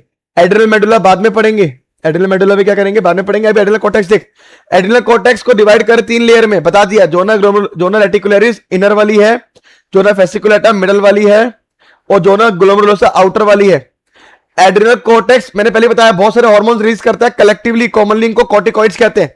अभी कॉर्टिकॉइड्स अलग अलग तरीके के होते हैं। अभी देख ग्लूकोकॉर्टिकॉइड्स के बारे में पढ़ा रहा हूं, देख the corticoids which are involve in carbohydrate metabolism, तभी इसको नाम मैंने आपको पहले बोला था, ग्लूकोज का मेटाबॉलिज्म कराएगा तो कार्बोहाइड्रेट का मेटाबॉलिज्म कराएगा, उसको क्या बोलेंगे बेटा, देख ग्लूकोकॉर्टिकॉइड्स। हमारा बॉडी में cortisol is the main glucocorticoid, पढ़ा चुका हूं। अब देख, कॉर्टिकॉइड जो रेगुलेट करेगा balance of water and electrolytes, अब तेरे को पता लग गया। आप अपनी बॉडी में वाटर और बैलेंस का इलेक्ट्रोलाइट, वाटर और इलेक्ट्रोलाइट का बैलेंस कौन कर रहा है, मिनरलोकॉर्टिकॉइड्स। कौन कर रहा है, मिनरलोकॉर्टिकॉइड्स। उसमें भी हमारा aldosterone is the main mineralocorticoid हमारा बॉडी, सब पढ़ा चुका हूं। अभी देख, मिनरलोकॉर्टिकॉइड तो पूरा पढ़ा भी चुका हूं। अगला टॉपिक ग्लूकोकॉर्टिकॉइड है, पूरा यहां लिखा है, समझ रही हो। ग्लूकोकॉर्टिकॉइड अभी देख, तू ना स्ट्रेस में है, क्या है, स्ट्रेस में। अभी स्ट्रेस में है तो क्या होता है ना, ये क्या करता है, बॉडी को एनर्जी ज्यादा चाहिए होती है। अगर बॉडी को एनर्जी ज्यादा चाहिए, अभी क्या है, स्ट्रेस में ना बॉडी को एटीपी चाहिए होता है कि नहीं, तो आपको ग्लूकोकॉर्टिकॉइड ग्लूकोज का मेटाबॉलिज्म, ये आपकी बॉडी में ग्लूकोज को इंक्रीज करता है, ये आपकी बॉडी में ग्लूकोज को इंक्रीज करता है। रीजन क्या है, आप बहुत स्ट्रेस में है, आप क्या है, बहुत स्ट्रेस में है। अगर आप बहुत स्ट्रेस, अब वो चाहे फिजिकल स्ट्रेस हो चाहे वो मेंटली स्ट्रेस हो, आपको एनर्जी चाहिए उस स्ट्रेस को झेलने के लिए, और उस स्ट्रेस को झेलने के लिए एनर्जी चाहिए, तो आपको ग्लूकोज चाहिए। आपके ब्लड में क्या होना चाहिए भैया, ग्लूकोज होना चाहिए। अरे बात में है कि नहीं। और अगर आपके ब्लड में आपके मतलब ये क्या करता है ना, एक तरीके का ब्लड में ग्लूकोज बढ़ाता है। क्या करता है, ब्लड में ग्लूकोज बढ़ाता है, इसलिए इसको डायबिटोजेनिक हार्मोन भी कहते हैं। क्या कहते हैं बेटा, डायबिटोजेनिक हार्मोन भी कहते हैं। क्यों, क्योंकि बोलते हैं ना कि डायबिटीज से नहीं होता, डायबिटीज शुगर खाने से नहीं होता, डायबिटीज स्ट्रेस से होता है, ऐसा बोलते हैं, मैंने सुना है, तुमने भी सुना होगा। डायबिटीज स्ट्रेस से होता है। वो स्ट्रेस से क्यों हो रहा है, क्योंकि स्ट्रेस से इसलिए हो रहा है क्योंकि कॉर्टिसोल लेवल बढ़ जा रहा है। अरे मेरी बात समझ कि नहीं, इधर देख, तो कोर्टिसोल लेवल बढ़ जा रहा है। कोर्टिसोल डायबिटोजेनिक हार्मोन है, आपकी बॉडी में डायबिटीज कराता है, ब्लड में क्या करता है, आपका ब्लड में शुगर को इंक्रीज करता है। अभी इधर देख, ग्लूकोकोइड स्टिमुलेट्स ग्लूकोनियोजेनेसिस। अभी देख, ग्लूकोनियोजेनेसिस बता दिया मैंने, ग्लूकोज का बनना, किसी एक कार्बोहाइड्रेट है ग्लूकोज, उसका बनना फ्रॉम नॉन कार्बोहाइड्रेट, जैसे फैट और प्रोटीन। तो फैट टूटेगा ग्लूकोज बनेगा, प्रोटीन टूटेगा ग्लूकोज बनेगा। अरे मेरी बात समझ में आ रही कि नहीं आ रही।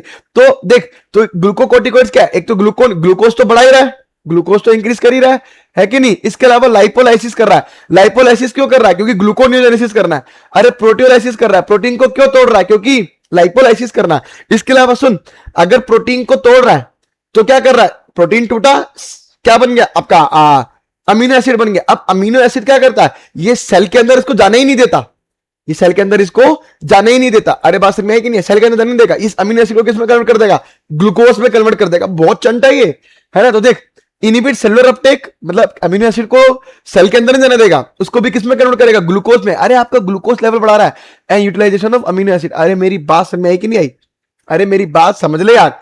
तो छोटी छोटी बातें तेरे को समझनी पड़ेगी कि ग्लूकोकोर्टिकोइड्स स्टिमुलेट ग्लूकोनियोजेनेसिस, और वो कैसे कर सकता है, प्रोटीन को तोड़ के बढ़ा देगा, प्रोटियोलाइसिस को तोड़ के बना, प्रोटीन को तोड़ के बना देगा, प्रोटीन को तोड़ के अमीनो एसिड बना, अमीनो एसिड को सेल के अंदर जाने नहीं देगा, उसको बोलेगा रुक, तेरे को भी ग्लूकोज में कन्वर्ट कर देता हूं, तो वो ग्लूकोज में कन्वर्ट कर देगा। अरे बात में कि नहीं। कोर्टिसोल आपका आल्सो इन्वॉल्व है बेटा cardiovascular system as well as the kidney function. अभी मान ले तेरे को स्ट्रेस है, बहुत टेंशन है, बहुत टेंशन है, तेरा हार्ट बीट एकदम तेज वेज हो जाता है, या तू डर वर गया तो उसके चक्कर में भी ऐसा हो जाता है, या तूने बहुत जिम विम कर लिया तो भी ये लेवल बढ़ जाता है। क्या मेरी बात समझ में है कि नहीं। अभी देख, ग्लूकोकोर्टिकोइड्स पर्टिकुलरली कोर्टिसोल, अभी ये बहुत इंपॉर्टेंट है। अभी एक और चीज है, इसका एक और काम है बेटा, ये प्रोड्यूस करता है anti inflammatory reactions, anti inflammatory reactions, और ये सप्रेस करता है इम्यून रिस्पॉन्स को। अभी ये आपकी बॉडी में इम्यून रिस्पॉन्स को, ये इम्यून रिस्पॉन्स को सप्रेस करता है, इसलिए बेटा इसको लाइफ सेविंग हार्मोन भी कहते हैं। क्या कहते हैं, लाइफ सेविंग हार्मोन भी कहते हैं। अभी समझ, लाइफ सेविंग हार्मोन भी कहते हैं। क्यों, मान ले जब ऑर्गन रिजेक्शन होता है ना, ऑर्गन रिजेक्शन, तो ऑर्गन रिजेक्शन में क्या होता है, सॉरी ऑर्गन ट्रांसप्लांटेशन में क्या होता है कि हम किसी और बॉडी का ऑर्गन अपनी बॉडी में लगा रहे हैं, है ना। तो अपना इम्यून सिस्टम पहचानता है कौन अपना कौन पराया, कौन अपना कौन पराया, तो अपना इम्यून सिस्टम उसको मार देता है। तो ये कोर्टिसोल क्या करता है, अपने इम्यून सिस्टम को डाउन करता है, अपने इम्यून सिस्टम को डाउन करता है, ताकि इम्यून सिस्टम इस बेचारे जो नया ऑर्गन आया उसको मार ना दे। इसलिए उसको बोलते हैं बेटा लाइफ सेविंग हार्मोन। क्या बोलते हैं, लाइफ सेविंग हार्मोन। तो इसका मतलब क्या है कि ग्लूकोकोर्टिकोइड जो कोर्टिसोल है मेनली वो प्रोड्यूस करता है anti inflammatory response, anti inflammatory response, और ये सप्रेस करता है बेटा इम्यून रिस्पॉन्स को। अरे मेरी बात समझ नहीं है। इसके अलावा समझ, इसके अलावा क्या बताया है कि कोर्टिसोल हमारा स्टिमुलेट करता है आरबीसी प्रोडक्शन को। आरबीसी प्रोडक्शन मतलब आरबीसी प्रोडक्शन करवाएगा, मतलब देख एरिथ्रोपोइसिस क्या करवाएगा, एरिथ्रोपोइसिस करवाता है, एरिथ्रोपोइसिस करवाता है। क्या मेरी बात क्लियर है कि नहीं क्लियर है?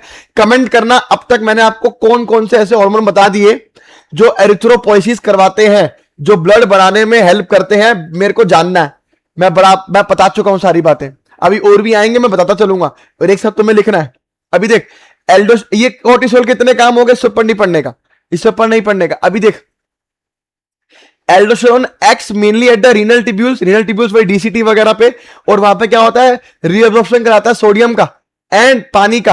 अरे बात में है कि नहीं? इसके अलावा वहीं से क्या होगा, ब्लड वेसल से पोटेशियम और फॉस्फेट आयंस डीसीटी में डाल दिए जाते हैं। अरे डीसीटी या टिब्यूल्स के अंदर से सोडियम और पानी को वापसी ब्लड में डाल दिया जाता है, और उसके ब्लड में से जो फालतू चीजें, जो एक्स्ट्रा चीजें, पोटेशियम और फॉस्फेट आयन को, उसको डीसीटी में डाल दिया जाता है, ताकि वो क्या करे, आगे जाके यूरिन बनाए और उसको यूरिन के थ्रू बाहर फेंक दे। 10 एल्डोस्टेरोन हेल्प करती है हमारी मेंटेनेंस ऑफ इलेक्ट्रोलाइट्स, बता चुका हूं। हमारा बॉडी फ्लूइड वॉल्यूम बता दिया, ऑस्मोटिक प्रेशर बता दिया, एंड ब्लड प्रेशर। क्या मेरी बात क्लियर है? Very good. अभी देख कुछ अमाउंट ऑफ एंड्रोजेनिक स्टेरॉइड्स, है ना, एंड्रोजेनिक स्टेरॉइड्स निकलते हैं हमारे एड्रेनल कॉर्टेक्स से, जो ग्रोथ रोल प्ले करते हैं, एक्सियल हेयर बनाते हैं बॉडी। हमारे हेयर कैसे आते हैं, ये गोनाडोकॉर्टिकॉइड्स की बात कर रहा है। किसकी बात कर रहा है? गोनाडोकॉर्टिकॉइड्स की बात कर रहा है। एक्सियल हेयर, है ना, हमारे प्यूबिक हेयर, हमारे फेशियल हेयर ड्यूरिंग प्यूबर्टी, ये सब कौन करवा रहा है? अपने एंड्रोजन, अपने कौन? एंड्रोजन, यानी अपने सेक्स हार्मोन्स, गोनाडोकॉर्टिकॉइड्स की बात कर रहा है। गोनाडोकॉर्टिकॉइड्स में इतना ही पढ़ना है। क्या मेरी बात क्लियर है? क्या मेरी बात क्लियर है? वेरी गुड, सारी बातें आपको यहां पे क्लियर होती जा रही। अभी इधर समझो, अभी देख इतना समझा दिया। अभी कोर्टिकॉइड्स की अगर सिक्रीशन ज्यादा हो जाए, कम हो जाए, तो क्या फर्क पड़ता है, यहां समझा रहा हूं। क्या फर्क पड़ता है यहां समझा रहा हूं। इतना ही पढ़ना है बस, इससे ऊपर पढ़ना ही नहीं है। हालांकि जब मेडिकल एमबीबीएस करोगे ना, तो ये बहुत बड़ा टॉपिक है भाई, बहुत ज्यादा बड़ा टॉपिक है। इतना तो मैंने पढ़ा दिया तुम लोगों को, ये और भी बड़ा टॉपिक है। अभी देख हाइपोसिक्री, अगर इन कोर्टिकॉइड्स की हाइपोसिक्रीशन हो जाए, अभी समझ, कोर्टिकॉइड्स में मिनरलो भी आते हैं, और आपका ग्लूको भी आते हैं, और आपका गोनाडो भी आते हैं। तो ये तो मैंने आपको नॉर्मली सिम्टम लिख के बताए हैं, लेकिन अगर मिनरलो कोर्टिकॉइड में मिनरलो कोर्टिकॉइड की कमी होती है तो अलग सिम्टम होता है, ग्लूकोकोर्टिकॉइड की कमी होती है तो अलग सिम्टम होता है, और गोनाडो कोर्टिकॉइड की कमी होती है तो अलग सिम्टम होता है। एनसीईआरटी ने इतना एक्सप्लेन करा ही नहीं है। ये आप एमबीबीएस में जब जाएंगे तो आप पढ़ेंगे, बहुत इंपॉर्टेंट चीजें होती है ये। अरे बात समझ में आई कि नहीं आई? अगर कोर्टिकॉइड्स की हाइपोसिक्रीशन है, कोर्टिकॉइड्स की मात्रा कम निकल रही, तो बीमारी होती है बेटा Edison's disease. First endocrine disease discover हुई थी, फर्स्ट एंडोक्राइन डिजीज जो डिस्कवर हुई थी ना, वो यही थी। पहली एंडोक्राइन डिजीज जो हुई थी वो यही थी। तो जिसने ढूंढी थी ये कौन था? उसका नाम था एडिसन। एडिसन, इसलिए इस बीमारी का नाम ही एडिसन रख दिया। तो पहली एंडोक्राइन डिजीज थी जो मिली थी। अभी इसमें क्या होगा समझ, कोर्टिकॉइड्स क्या होते हैं, हमारे स्ट्रेस के टाइम पे रिलीज होते हैं, अपने स्ट्रेस को कंट्रोल करते हैं, है ना। अभी इसकी हाइपोसिक्रीशन होगी तो क्या होगा, देख हमारा स्ट्रेस होगा और फैटीग होगा, स्ट्रेस होगा और फैटीग होगा। इसके अलावा हमारा देख ग्लूकोकोर्टिकॉइड्स का सिम्टम याद कर। ग्लूकोकोर्टिकॉइड क्या करता था, अपने ग्लूकोनियोजेनेसिस करवाता था, याद है, ग्लूकोज की मात्रा बढ़ाता था हमारी ब्लड में। अभी कोर्टिकॉइड्स की कमी हो रही है तो क्या होगा, अपना क्या होगा, हाइपोग्लाइसीमिया होगा। क्या होगा, हाइपो मतलब ब्लड की ग्लूकोज की कमी होती रहेगी ब्लड के अंदर। अरे बात समझ में आएगी। इसके अलावा क्या होता है, हाइपर पिगमेंटेशन, मतलब आपकी स्किन कई कई जगहों से ऐसे काली काली पड़ने लग जाएगी, एकदम जैसे बोलते हैं ना, तांबा देखा, तांबा, तांबे की कलर की दिखती है आपको आपकी स्किन, धीरे धीरे थोड़ा काला सा, है कि नहीं। इसके अलावा एक्यूट वीकनेस, ये 4 पॉइंट याद रखने हैं। एडिसन डिजीज खत्म। इससे पर बहुत बढ़िया एडिसन डिजीज जब पढ़ोगे एमबीबीएस में, उधर अलग अलग सिम्टम पे अलग अलग वो है। अभी एडिसन डिजीज मिनरलोकोर्टिकॉइड्स की कमी की वजह से, कि ग्लूकोकोर्टिकॉइड्स की कमी की वजह से, कि आपका गोनाडोकोर्टिकोइड्स की कमी के सिम्टम सबके अलग अलग होते हैं, तो 2-3 सिम्टम मिला के दे दिए सबके। अभी हाइपर सिक्रेशन होते हैं, बोलते हैं कशिंग सिंड्रोम। क्या बोलते हैं? Cushing syndrome. अभी देख कशिंग सिंड्रोम में क्या होगा, देख कॉर्टिकोइड्स में तेरे को बताया था ना, बॉडी में प्रोटीन फैट टूटता, तगड़े तरीके से प्रोटीन फैट टूटता है, प्रोटियोलाइसिस लाइपोलिसिस। तो ये फैट टूटता है ना, जब ये फैट जब टूटता है तो ये फैट टूटता है और बॉडी के किसी भी हिस्से पे जाके स्टोर हो जाता है। अभी किसी भी बॉडी के हिस्से पे जाके स्टोर हो जाएगा तो वो बड़ा अजीब सा दिखेगा, वो हिस्सा बड़ा मोटा मोटा दिखेगा, है ना। तो देख एक्सेसिव ब्रेकडाउन होता है बॉडी फैट का, और अनयूजुअल डिस्ट्रीब्यूशन, कहीं पे भी जा रहा है, कहीं पे भी चला जा रहा है, ऐसे पूरे मुंह के ऊपर, ऐसे पूरा मुंह पे पूरा फैट जम जाता है, यहाँ पे आके बॉडी का फैट टूटा और पूरे मुंह पे आगे ऐसे जुड़ गया, तो आपका बॉडी का मुंह कैसा दिखता है, देखो ऐसे ऐसे ऐसे मून फेस, इतना बड़ा मुंह दिखता है ऐसे मून फेस। ये मून फेस देख के पता लगता है कि इसको कोई कशिंग सिंड्रोम तो नहीं। अरे बात समझेंगे, अगर यही आपके पूरा मुंह पे ऐसे होठों पे आके ये फैट जम गया तो ऐसे करके होता है, ऐसे मुंह होता है पूरा, फिश माउथ बोलते हैं इसको। पीठ पे आके कुंभल, पीठ पे पीछे यहाँ पे फैट जमा हो जाए, है ना, तो बफेलो हम्प हो जाता है, तो ऐसे बफेलो हम्प पूरा से कुंभर निकल आ जाता है ना। पेट देखोगे ना, पेट, इन लोगों का पेट ऐसा होता है ऐसे, ये रहा पेट, जो पेट पे पूरा फैट आ गया तो ये पूरा बैली एकदम ऐसे फैटी हो जाती है। अरे मेरी बात समझ, इसके अलावा भी बहुत सारे सिम्टम्स आते हैं, इसके अलावा भी बहुत सारे सिम्टम्स आते हैं, आपको देखना पड़ेगा उस टाइम पे। बात क्लियर है कि नहीं क्लियर है? इन पेशेंटों में ग्लूकोज बढ़ जाता है बॉडी के अंदर, क्या हो जाता है, ग्लूकोज क्या कर जाता है, बॉडी के अंदर बढ़ जाता है। ये बहुत सारी चीजें आपको दिमाग में जब आप पढ़ेंगे ना एमबीबीएस, आपको पता लगेगा। एड्रिनल ग्लैंड बता खत्म, कितना ईजी हो गया यार, एड्रिनल ग्लैंड यहाँ पे हो गया खत्म, 2 बड़े ग्लैंड्स खत्म करा दिए बाबा। अभी छोटे छोटे ग्लैंड पढ़ लेते हैं, अभी टेस्टिस पढ़ेंगे और ओवरी पढ़ेंगे, टेस्टिस पढ़ेंगे, ओवरी पढ़ेंगे, 10 मिनट 10-15 मिनट का लेक्चर बचा है, खत्म कर दूंगा। अभी देख टेस्टिस की बात करें तो टेस्टिस ऑफ कोर्स सी बात है, फीमेल में तो होते नहीं, तो male reproductive system, male reproductive organ है, क्या है, मेल प्राइमरी सेक्स ऑर्गन है, ये प्राइमरी सेक्स ऑर्गन, ठीक है ना। अभी देख, अभी पेयर ऑफ टेस्टिस क्या होते हैं हमारे, पेट में नहीं होते, पेट के बाहर होते हैं, एब्डोमेन में नहीं होते ये लोग, एब्डोमेन के बाहर होते हैं, एक पाउच में होते हैं, एक ऐसे करके बेटा ये पाउच में होंगे, ऐसे करके पाउच में होंगे, है ना, ये टेस्टिस है।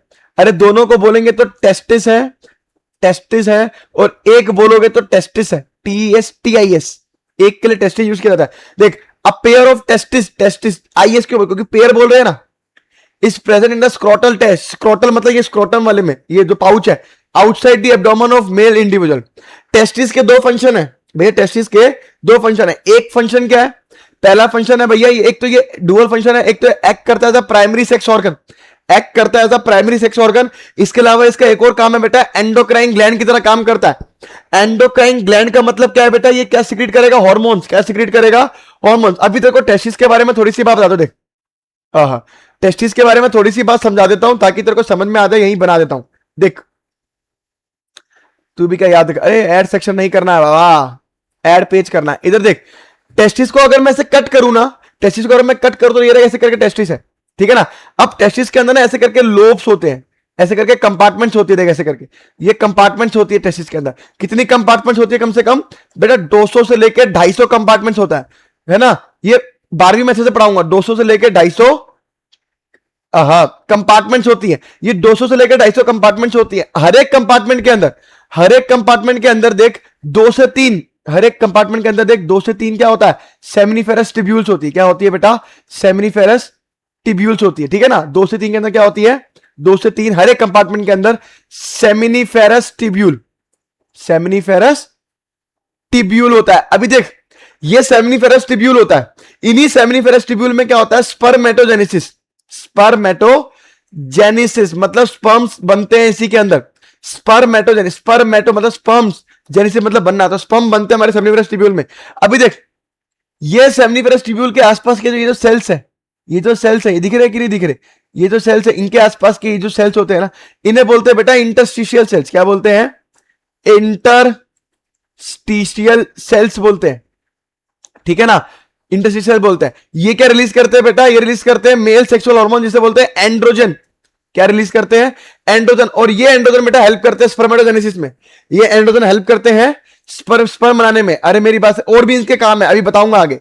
इतनी बात समझ में आ गई, थोड़ी जल्दी बता रहा हूं क्योंकि लेक्चर बड़ा होता जा रहा है, थोड़ा लेक्चर बड़ा होता जा रहा है। इधर देख, testis is composed of seminiferous tubules, मैंने आपको बताया, एंड स्ट्रोमा और इंटरस्टिशियल सेल्स, है कि नहीं, स्ट्रोमा और इंटरस्ट्रोमल भी बोलते हैं। अभी देख इंटरस्टिशियल सेल्स का एक और नाम है बेटा Leydig cells. The Leydig cells और इंटरस्टिशियल सेल्स जो कि आपका इंटरट्यूबुलर स्पेसिस में प्रेजेंट है ना, वो जो ट्यूबुलर जो सेमिनिफेरस ट्यूब्यूल है ना, उनके बीच में जो प्रेजेंट है, इसलिए बोलते हैं इंटरट्यूबुलर स्पेसिस। तो वो ग्रुप ऑफ हार्मोन सिक्रीट करते हैं जिसे बोलते हैं एंड्रोजन, और उसमें भी मेनली कौन सा, टेस्टोस्टेरोन। अरे एंड्रोजन भी मेनली कौन सा, टेस्टोस्टेरोन। अरे एंड्रोजन में बहुत सारे ग्रुप ऑफ हार्मोन्स आते हैं मेल वाले, और उनमें भी मेनली मेन कौन पढ़ते हैं अपन लोग, जो मेन वाला काम है वो है टेस्टोस्टेरोन का। अरे बात क्लियर है कि नहीं क्लियर? एंड्रोजन टेस्टोस्टेरोन नहीं है, एंड्रोजन ग्रुप ऑफ हार्मोन है, उसका मेन हार्मोन टेस्टोस्टेरोन है। अभी समझ, एंड्रोजन क्या करता है, रेगुलेट करता है development maturation and functions of male accessory sex organs. अभी देख, टेस्टिस से ना डक्ट्स निकलती है, एपिडाइमिस, वास डिफरेंस, कुछ ग्लैंड्स होते हैं, सेमाइनल वेसिकल, प्रोस्टेट ग्लैंड, है ना। ये सब चीजों को अगर डेवलप करना है, मैच्योर करना है और इनको फंक्शन करना है, तो ये सब काम किसका है, ये सब काम है बेटा एंड्रोजन का। सर ये सब चीजें होती क्या है बेटा, ये 12वीं क्लास के टॉपिक है, अभी सिर्फ समझ ले थोड़ी छोटी बातें, ये 12वीं क्लास के टॉपिक है, ठीक है। इसके अलावा टेस्टोस्टेरोन क्या करता है, स्टिमुलेट करता है मस्कुलर ग्रोथ, है ना, अपनी मसल्स बनाने में हेल्प करता है कौन, और टेस्टोस्टेरोन। इसलिए क्या करते हैं जिम वाले, क्या करते हैं, नहीं टेस्टोस्टेरोन बढ़ाना है, बॉडी के अंदर टेस्टोस्टेरोन बढ़ाना है। वो क्यों बढ़ा रहे हैं टेस्टोस्टेरोन, ताकि मस्कुलर ग्रोथ बढ़ जाए। इसके अलावा आपकी फेशियल हेयर, एक्सिलरी हेयर, है ना, आपके बगल के बाल, मुंह के बाल, प्यूबिक हेयर, ये सब कौन ला रहा है, ये सब ला रहा है आपका टेस्टोस्टेरोन ही ला रहा है। अग्रेसिवनेस, जो लड़कों में जो गुस्सा है ना, ये क्या है, बोलते हैं ना भाई साहब क्या गुस्सा है इसके अंदर, अग्रेसिवनेस कौन करवा रहा है, यही एंड्रोजन करवा रहा है।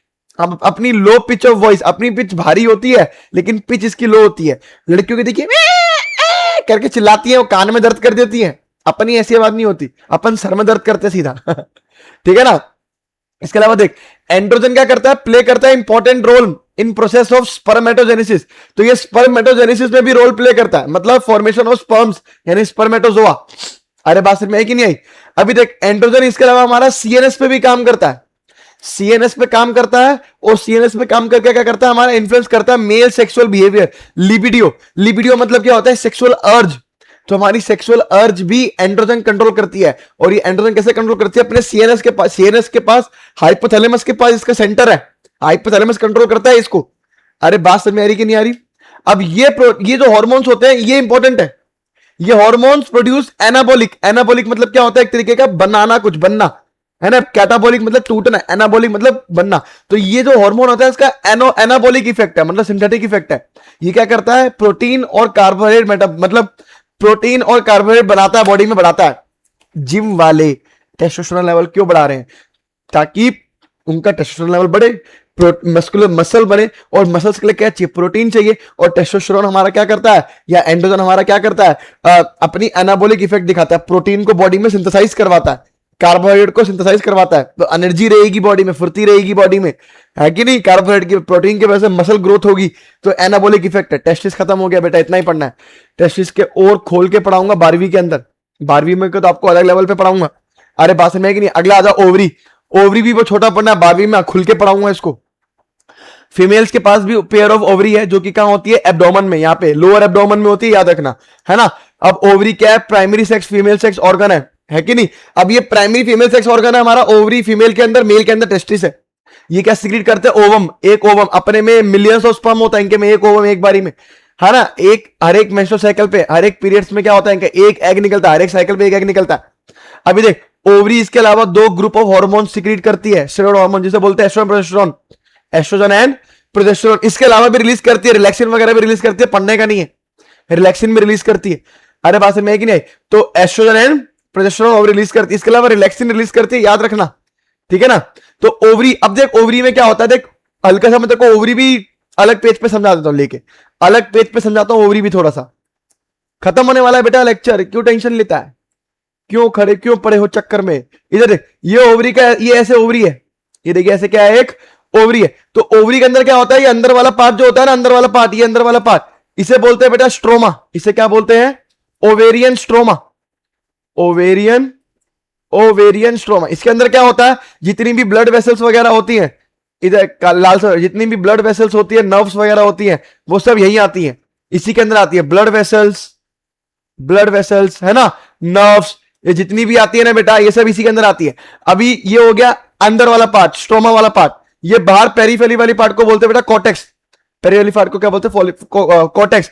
अब इन कोटेक्स के अंदर क्या होता है ना, इन कोटेक्स के अंदर फॉलिकल्स डेवलप करते हैं, primary follicle, secondary follicle, tertiary follicle या ग्राफियन फॉलिकल। समझ रहे हो मेरी बात? ये ग्राफियन फॉलिकल बनता है, देख प्राइमरी फॉलिकल, प्राइमरी फॉलिकल, ये फॉलिकल्स की डेवलपमेंट होती है। सेकेंडरी फॉलिकल है कि नहीं, तो ये प्राइमरी फॉलिकल, सेकेंडरी फॉलिकल, ऐसी ग्राफियन फॉलिकल, टर्शरी फॉलिकल, ये सब चीजें बनते रहता है इसके अंदर। बात समझ में आ रहा है? ये जो फॉलिकल्स बन रहे हैं ना, इसके बाद ये जो बनता है ग्राफियन फॉलिकल या मैच्योर फॉलिकल। क्या बनता है? ग्राफियन फॉलिकल या मैच्योर फॉलिकल। अब क्या होता है, ये ग्राफियन फॉलिकल, मैच्योर फॉलिकल क्या करता है, रप्चर करता है, रप्चर फटता है और यहां से रिलीज होता है, देख हमारा एग, ये एग आगे रिलीज हो गया, एग रिलीज हो गया, और बाकी ये जो बचा हुआ फॉलिकल है, रेमिनेंस ऑफ फॉलिकल, ये कन्वर्ट होता है बेटा कॉर्पस लुटेयम में। किसमें? कॉर्पस लुटेयम। ये लुटेयम क्या होती है? एक तरीके की बॉडी होती है, ये एक तरीके की बॉडी होती है बेटा, जो क्या बनाती है, येलो कलर की बॉडी होती है। क्या होती है?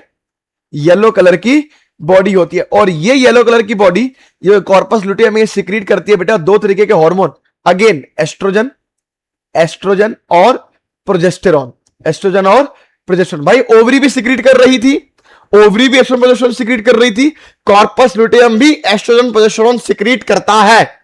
अरे बात समझ में है कि नहीं? मेन कौन सा हार्मोन सिक्रीट करता है बेटा? प्रोजेस्टेरॉन। मेन कौन सा हार्मोन सिक्रीट करता है? प्रोजेस्टेरॉन। तो ये ओवरी का कुछ मैंने आपको बताया, पढ़ाऊंगा इसको अच्छे से 12वीं में, अभी हल्का हल्का बता दिया, अभी हल्का हल्का बता दिया। अरे बात समझ में है कि नहीं?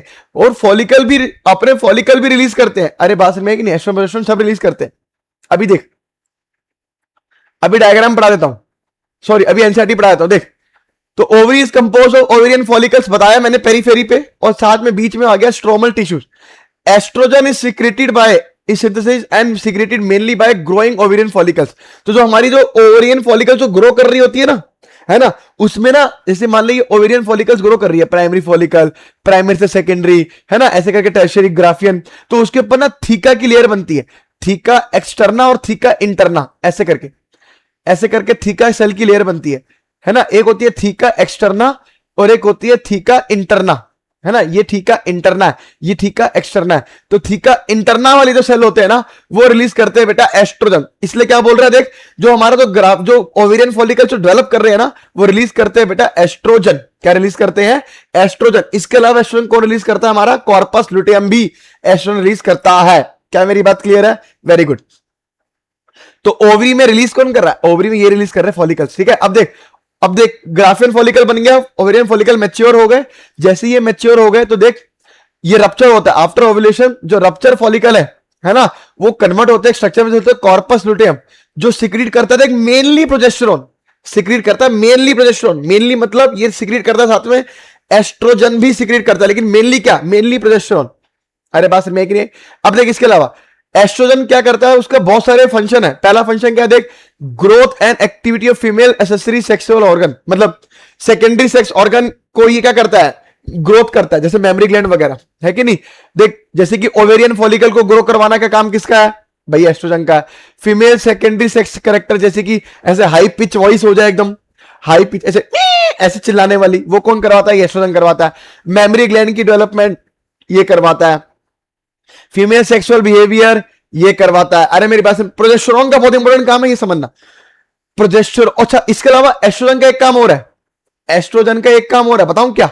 देख जब पीरियड्स होते हैं ना, ऐसे पीरियड्स होते हैं, ये मान लो ये वुम्ब है, ये क्या है? वुम्ब बोलू या मैं बोलू यूट्रस, या मैं बोलू क्या है इसको? यूट्रस। तो होता क्या है ना, होता क्या है, ये यूट्रस के अंदर ना एक लेयर बनती है, जब हर महीने एक लेयर बनती है, हर महीने अंदर की तरफ क्या बनती है? एक लेयर बनती है। इस लेयर को बोलते हैं बेटा एंडोमेट्रियम। क्या बोलते हैं? एंडोमेट्रियम बोलते हैं, एंडोमेट्रियम। तो क्या होता है, जब भी पीरियड्स आते हैं, मेंसेस आते हैं, तो क्या होता है कि ये क्या करते हैं, ये लोग क्या करते हैं, ऐसे कलर चेंज करके ये ब्लीडिंग के साथ क्या करते हैं? बाहर निकल जाते हैं, शट आउट करते हैं। 5 दिन में होता है, 5 दिन में काम चल रहा होता है। तो एंडोमेट्रियम साथ में जो एग होता है, दोनों रिलीज करते हैं, और ब्लीडिंग के साथ ये होता है। तो देख ये एंडोमेट्रियम क्या करती है? टूटती है, रप्चर करती है, बाहर आती है। तो इसको हर महीने दोबारा बनना होता है, इसको हर महीने क्या करना पड़ता है? दोबारा बनना पड़ता है। तो उसको दोबारा बनाने का काम, यानी प्रोलिफरेशन का काम, दोबारा बनाने का काम भी किसका है? एस्ट्रोजन का ही है। अरे बात समझ में है कि नहीं? एस्ट्रोजन ही एंडोमेट्रियम को दोबारा बनाता है। अरे बात समझ में है कि नहीं? अब बाकी समझ। अगला आता है बेटा प्रोजेस्टेरॉन। तो प्रोजेस्टेरोन सपोर्ट करता है प्रेगनेंसी। सपोर्ट कैसे करता है देख, एस्ट्रोजन एंडोमेट्रियम को बनाता है। जब फर्टिलाइजेशन होती है ना, फर्टिलाइजेशन हो जाती है, तो फर्टिलाइजेशन के टाइम पे क्या होता है, अब हमारा जाइगोट बन गया। क्या बन गया? जाइगोट। अभी जाइगोट को इस वूम में आके अटकना है, तो ये एंडोमेट्रियम में आके फंसता है, तो एंडोमेट्रियम को निकलने गिरने नहीं देना है। तो प्रोजेस्टेरोन क्या करता है, इस एंडोमेट्रियम को मेंटेन करके रखता है।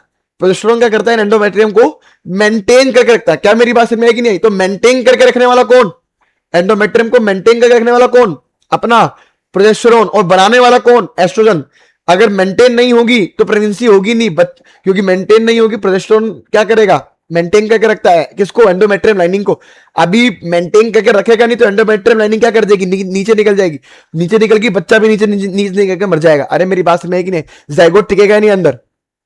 तो प्रोजेस्टेरोन आल्सो अपना एक्ट करता है देख मेमोरी ग्लैंड पे। मेमोरी ग्लैंड पे एक्ट करता है। और ये क्या करता है? मेमोरी ग्लैंड जब पढ़ाऊंगा ना 12वीं के अंदर, वहां पे आपको पढ़ाऊंगा ऐसे एल्वुलाई बनता है। एल्वुलाई क्या होता है? ऐसे कुछ नहीं, एक वाइडर पार्ट होता है ऐसे, जहां पे मिल्क स्टोर होता है, जहां पे मिल्क क्या होता है? स्टोर करता है। तो प्रोजेस्टेरोन क्या करता है? मेमोरी ग्लैंड को एक्ट करता है। और alveoli stimulate the formation of alveoli. Alveoli क्या होता है कि एक सैक लाइक स्ट्रक्चर है, एक ऐसे सैक लाइक स्ट्रक्चर होता है बैग जैसा, जो स्टोर करता है बेटा मिल्क को। और मिल्क सिक्रीशन में भी हेल्प करता है। मिल्क सिक्रीशन में भी हेल्प करता है भाई। Oestrogen memory development, memory gland को डेवलप, मेमोरी ग्लैंड की साइज को इंक्रीज करने में हेल्प करेगा। Progesterone milk formation, milk secretion में, मिल्क फॉर्मेशन में नहीं। मिल्क फॉर्मेशन कौन करता है बेटा? मिल्क फॉर्मेशन करता है प्रोलैक्टिन। तो मिल्क सिक्रीशन में हेल्प करता है कौन? आपका प्रोजेस्टेरोन। क्या मेरी बात क्लियर है? अब आ जाओ last topic, hormones of heart, kidney and GIT. अब ये ऐसे ग्लैंड्स हैं जो एंडोक्राइन ग्लैंड्स नहीं है, लेकिन स्टिल क्या सिक्रीट कर रहे हैं? स्टिल सिक्रीट कर रहे हैं अपने क्या? हार्मोन्स। अभी देख, नाउ यू नो, तुम्हें नो है कि नहीं है? Now you know about the endocrine glands and their hormones. अभी तुम्हें पता है एंडोक्राइन ग्लैंड्स और उनके हार्मोन्स के बारे में। Hormones are secreted by some tissues which are not endocrine glands. कुछ ऐसे टिश्यूज सिक्रेट करे तो एंडोक्राइन ग्लैंड्स नहीं है। जैसे कि अब देख, अपने हार्ट के पास 4 चैम्बर होते हैं, 2 एट्रियल 2 वेंट्रिकल। तो अपना जो एट्रियल वॉल है हमारा हार्ट का, वो सिक्रीट करता है एक very important peptide hormone, protein का बना हुआ, जिसे बोलते हैं एएनएफ, एट्रियल नाइट्री यूरेटिक फैक्टर, एएनएफ। ये क्या करता है बेटा? ये डिक्रीज करता है ब्लड प्रेशर को। डिक्रीज करता है क्या? बीपी को। तो जब ब्लड प्रेशर इंक्रीज होता है ना, तो हमारा हार्ट का जो वॉल है एएनएफ, वो सिक्रीट करता है एक ऐसा हार्मोन जिसे बोलते हैं एएनएफ। तो ये एएनएफ क्या करता है बेटा? ये वैसोडाइलेशन करता है। क्या करता है? वैसोडाइलेशन करता है। ये वैसोडाइलेशन करता है, इसकी वजह से क्या होता है? वैसोडाइलेशन मतलब ब्लड वेसल को ऐसे डायलेट कर देता है, जिसकी वजह से क्या होगा? बीपी घट जाएगा। बात खत्म। अभी और समझ, अभी मैंने आपको अभी बताया था कि कॉर्टिसोल आरबीसी बनाता है, टेस्टोस्टेरोन का भी कुछ काम करता है एरिथ्रोपोइसिस में। अरे टेस्टोस्टेरोन भी आरबीसी प्रोडक्शन करता है। इसके अलावा अब ये याद कर ले, इतना समझाऊंगा नहीं, समझा नहीं सकता मैं ऐसे, थोड़ा बहुत समझा सकता हूं तो समझ ले, लेकिन अभी याद कर ले। जब वो पढ़ाऊंगा ना, क्या बोलते हैं, किडनी वाला टॉपिक, बहुत अच्छे समझाऊंगा। तो किडनी में ना कुछ सेल्स होते हैं जिसे बोलते हैं जेजी सेल्स। किडनी में कुछ सेल्स होते हैं जिसे बोलते हैं जेजी सेल्स, है ना, जक्स्टा ग्लोमेरुलर सेल्स, है ना। किडनी के वो एक और प्रोड्यूस करता है पेप्टाइड हार्मोन, जिसे बोलते हैं एरिथ्रोपोइटिन। क्या बोलते हैं? एरिथ्रोपोइटिन। नाम से समझ में आ रहा है ये क्या स्टिमुलेट करेगा बेटा? एरिथ्रोपोइसिस, मतलब फॉर्मेशन ऑफ आरबीसी। तो अभी तक देख, आज के ही लेक्चर में मैंने तेरे को बताया कोर्टिसोल यानी एड्रेनल कॉर्टेक्स। ओ बेटा, एड्रेनल मेडल तो भूल ही के पढ़ाना। ओ लो, एड्रेनल मेडल तो भूल ही के पढ़ाना। अभी पढ़ा दूंगा, चल कोई बात नहीं। हाय राम, एड्रेनल मेडल तो भूल ही गया यार, चल कोई नहीं, पढ़ा दूंगा, ठीक है। एंडोक्राइन सेल्स जो होता है डिफरेंट पार्ट्स ऑफ जीआईटी में होता है ना। अब endocrine cells present in different parts of GIT secrete 4 major peptide hormone. तो जीआईटी अपने 4 मेजरली पेप्टाइड हार्मोन पढ़ना है, गैस्ट्रिन, सिक्रीटिन, सीसीके यानी कोलियोसिस्टोकाइनिन एंड जीआईपी यानी गैस्ट्रिक इनहिबिटरी पेप्टाइड। याद करने वाली चीज है, देख गैस्ट्रिन से नाम से पता लग रहा है इस एक्ट करेगा गैस्ट्रिक ग्लैंड पे, और अपना क्या करेगा? HCl हाइड्रोक्लोरिक एसिड और पेप्सिनोजन, ये दोनों स्टमक के पार्ट, स्टमक के हार्मोन्स है। अरे अपने स्टमक के हार्मोन्स है, गैस्ट्रिक ग्लैंड्स है। अरे बात में है कि नहीं? पेट में HCl बनता है कि नहीं बनता? तो HCl और पेप्सिनोजन को स्टिमुलेट करते हैं ये लोग, है ना। अब देख सिक्रीटिन, सिक्रीटिन का नाम समझ, ये एक्ट करेगा अपना एक्सोक्राइन पेंक्रियास पे, एंडोक्राइन पे नहीं करेगा। एंडोक्राइन वाला पार्ट तो हार्मोन सिक्रीट करता है। सिक्रीटिन एक ऐसा हार्मोन है जो एक्ट करेगा कहां? एक्सोक्राइन पेंक्रियास पे, और स्टिमुलेट करेगा वाटर और बाइकार्बोनेट आयंस, वाटर और बाइकार्बोनेट आयंस सिक्रीट करवाएगा। अभी देख सीसी के कोलियोसिस्टोकाइनिन, ये बढ़िया बंदा है, ये दोनों पे काम करेगा, पेंक्रियास पे भी काम करेगा और गोल ब्लैडर पे भी काम करेगा। और ये क्या करेगा, स्टिमुलेट करेगा पेंक्रियाटिक जूस यानी पेंक्रियाटिक एंजाइम्स। देख, पेंक्रियाटिक जूस सिक्रीट करता है, पेंक्रियाटिक जूस के अंदर पानी भी है, पेंक्रियाटिक जूस के अंदर बाइकार्बोनेट भी है और एंजाइम्स भी हैं। तो सीसीके जब पेंक्रियास पे काम करेगा तो पेंक्रियाटिक एंजाइम्स निकालेगा, और सिक्रिटिन जब काम करेगा तो बाइकार्बोनेट आयंस और वाटर सिक्रीट करवाएगा। क्या मेरी बात क्लियर है? तो सीसीके पेंक्रियास पे काम करेगा तो पेंक्रियाटिक एंजाइम्स निकलवाएगा, और गोल ब्लैडर पे काम करेगा तो बाइल जूस निकलवाएगा। इसके अलावा जीआईपी गैस्ट्रिक इनिबिटरी पेप्टाइड, ये इनिबिट करता है बेटा गैस्ट्रिक सिक्रीशन को, इनिबिट करता है गैस्ट्रिक सिक्रीशन को एंड मोटिलिटी, है ना। तो ये गैस्ट्रिक सिक्रीशन को काम करेगा और आपकी जो पेरिस्टाल्टिक मूवमेंट है उसको भी कम कर देगा। अरे बात समझ में है कि नहीं? इसके अलावा कुछ और एंडोक्राइन टिश्यूज हैं, नॉन एंडोक्राइन टिश्यूज हैं जो सिक्रीट करते हैं हार्मोन, जिसे बोलते हैं ग्रोथ फैक्टर्स। क्या है? Growth factors. तो ये ग्रोथ फैक्टर्स क्या करेंगे? ऑफ कोर्स सी बात है, essential for the normal growth of tissues, normal growth कराएंगे, या फिर कोई सेल में चोट लग गई हो तो उसकी रिपेयरिंग वगैरह कराएंगे। हालांकि ये चैप्टर मुझे यहां खत्म करना था, लेकिन बेटा मैं एड्रिनल मेडुला पढ़ाना ही भूल गया। तो एड्रिनल मेडुला भी पढ़ लेते हैं, क्योंकि मैं नहीं चाहता कि मैं इसका अलग लेक्चर बनाऊं, और अगर मैं ये भूल जाता तो पक्का एड्रिनल मेडुला मुझे पढ़ाना पड़ता और मैं बहुत रोता अंदर से कि शिट, एड्रिनल मेडुला भूल गया। एड्रिनल मेडुला क्या बेटा 20% बनाता है, 20% बनाता है, ठीक है ना। अभी समझ, एड्रिनल मेडुला जो होता है ना, जो हमारा है, वो उसे बोलते हैं 3F हार्मोन। क्या बोलते हैं बेटा? 3F hormone. एक्टोडर्मल है, मेसोडर्मल है, बताना मेरे को, मैं पहले बता चुका हूं। 3F हार्मोन है। 3F हार्मोन क्यों बोलते हैं बेटा इसको? क्योंकि ये 3F क्यों? फाइट, फ्लाइट और फ्राइट, फाइट, फ्राइट और फ्राइट, ये तीन ऐसे हैं। इन तीन कंडीशन में ये सिक्रीट होता है, इन तीन कंडीशन में सिक्रीट होता है। डर, किसी से लड़ाई हो रही हो तो डर का माहौल होता है ना, डर, एकदम डर लगता है, तो डर में मेनली फ्लाइट जब ऊपर जा रही होती है तो लोग डर जाते हैं ना, तो वो कौन है? वो ऐसे हार्मोन है जो ये चीजें रिलीज करवाते हैं। बस मैं फ्राइट, एकदम से चौंक गए, डर गए, है ना। डरने पे एड्रिनल मेडुला हार्मोन सिक्रीट करता है। अरे मेरी बात समझ में है कि नहीं? तो डर लग रहा है तो सब लोग एड्रिनल मेडुला हार्मोन सिक्रीट कर दिया।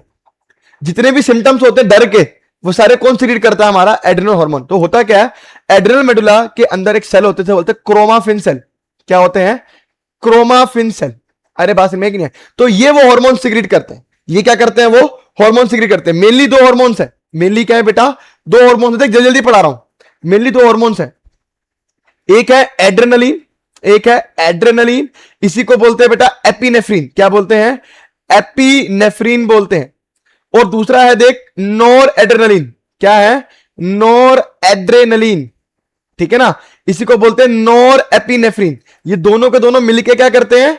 दोनों के दोनों मिलके आपकी बॉडी को रेगुलेट करते हैं। डर के माहौल में कैसा आपकी बॉडी, डर में जो भी आपके माहौल हो रहा है ना, जो भी आपके सिम्टम आ रहे हैं डर लगने पे, तो वो इन्हीं दोनों हार्मोन की वजह से आ रहे हैं, इन्हीं दोनों हार्मोन की वजह से। इन दोनों को मिला के बेटा बोलते हैं कैटेकोलामाइंस।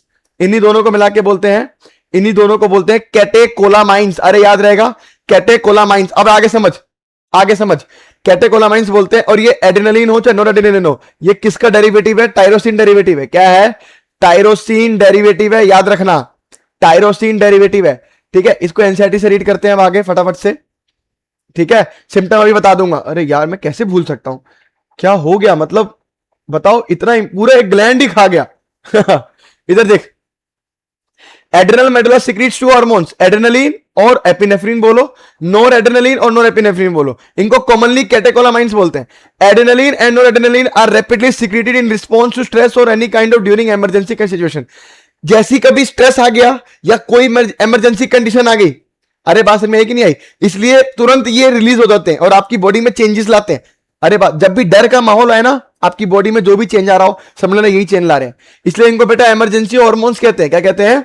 इमरजेंसी हार्मोन्स या हार्मोन्स ऑफ फाइट और फ्लाइट, ये भी बता दिया मैंने आपको। अब देख होता क्या है, याद करने का तरीका क्या है, देख समझा रहा हूं, देखो देख। जैसे ही आपको डर लगता है, अभी आपको मान लो अभी आप अंधेरे रास्ते में जा रहे हो, अंधेरे रास्ते में जा रहे हो, झाड़ियों में से हिलने की आवाज आएगी तो आप एकदम से अलर्ट हो जाओगे, ये क्या हुआ, ये क्या हुआ। अरे बात समझ में आ रही कि नहीं आ रही? जैसे आपके अंदर ये अलर्टनेस आएगा ना, समझ जाना आपका ये एड्रेनल मेडुला काम करने लग गया है। अरे बात समझ में है कि नहीं? तो सबसे पहले आपकी क्या होगा, अलर्टनेस जागेगी। क्या जागेगी? अलर्टनेस इंक्रीज होगी। अलर्टनेस इंक्रीज तो आपकी आंखें खुल जाएगी, भैया मैं देखूं है क्या, मैं आप क्या करेंगे, ऐसे देखेंगे कि भैया ये हो क्या रहा है यहाँ पे, आंखें फट जाएंगी आप लोगों की। अरे बात समझ में नहीं है। इसका मतलब क्या होगा, सेकंड सिम्टम हो गया बेटा डायलेशन ऑफ प्यूपिल। क्या हो गया, डायलेशन ऑफ प्यूपिल। अभी डायलेशन ऑफ प्यूपिल को बोलते हैं बेटा मिड्रियासिस। प्यूपिल क्या बोलते हैं, मिड्रियासिस, मेडिकल भाषा में बोलते हैं मिड्रियासिस। मिड्रियासिस स्पेलिंग देख लेना, स्पेलिंग शायद गलत होगी मिड्रियासिस, ठीक है ना। थोड़ा कलर चेंज कर लेते हैं यार, थोड़ा सा कलर इसको वो भी कर देते हैं, पतला भी कर देते हैं। तीसरा देख, तीसरा ये तो कलर बेकारी कलर हो गया। तीसरा देख, अरे थोड़ा तो मोटा करना ही पड़ेगा।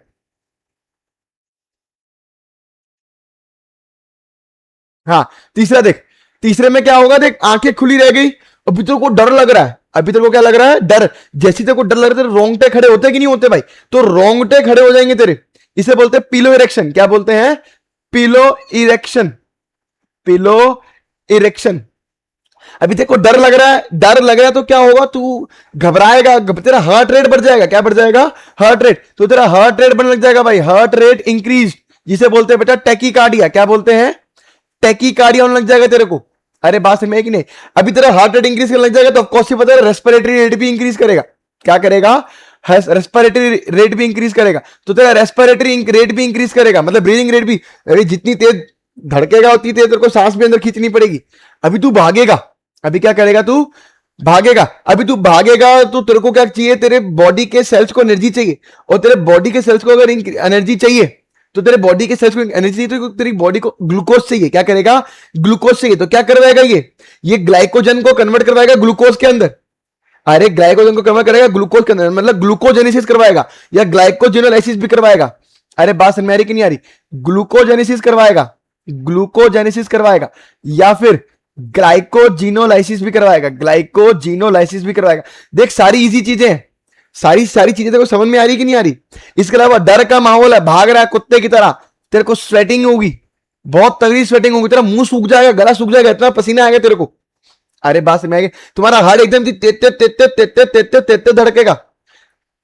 अब तू भाग रहा है, तेरे बॉडी में ब्लड की सर्कुलेशन बढ़ानी पड़ेगी, और मेनली उन ऑर्गन्स को ज्यादा ब्लड पहुंचाना पड़ेगा, उन ऑर्गन्स को ज्यादा ब्लड पहुंचाना पड़ेगा जहां पे तेरे इंपॉर्टेंट ऑर्गन जैसे liver, kidney, heart, lungs, brain, इन सबको तेरे को क्या कराना पड़ेगा, ज्यादा तेरे को वहां पे ब्लड पहुंचाना पड़ेगा। तो तेरे को क्या करेगी तेरी बॉडी, तेरी बॉडी क्या करेगी, दूसरी बात वेसोडाइलेशन करेगी। क्या करेगी, वेसोडाइलेशन करेगी आपकी इंपॉर्टेंट वेसल्स की, वेसोडाइलेशन ऑफ इंपॉर्टेंट वेसल्स।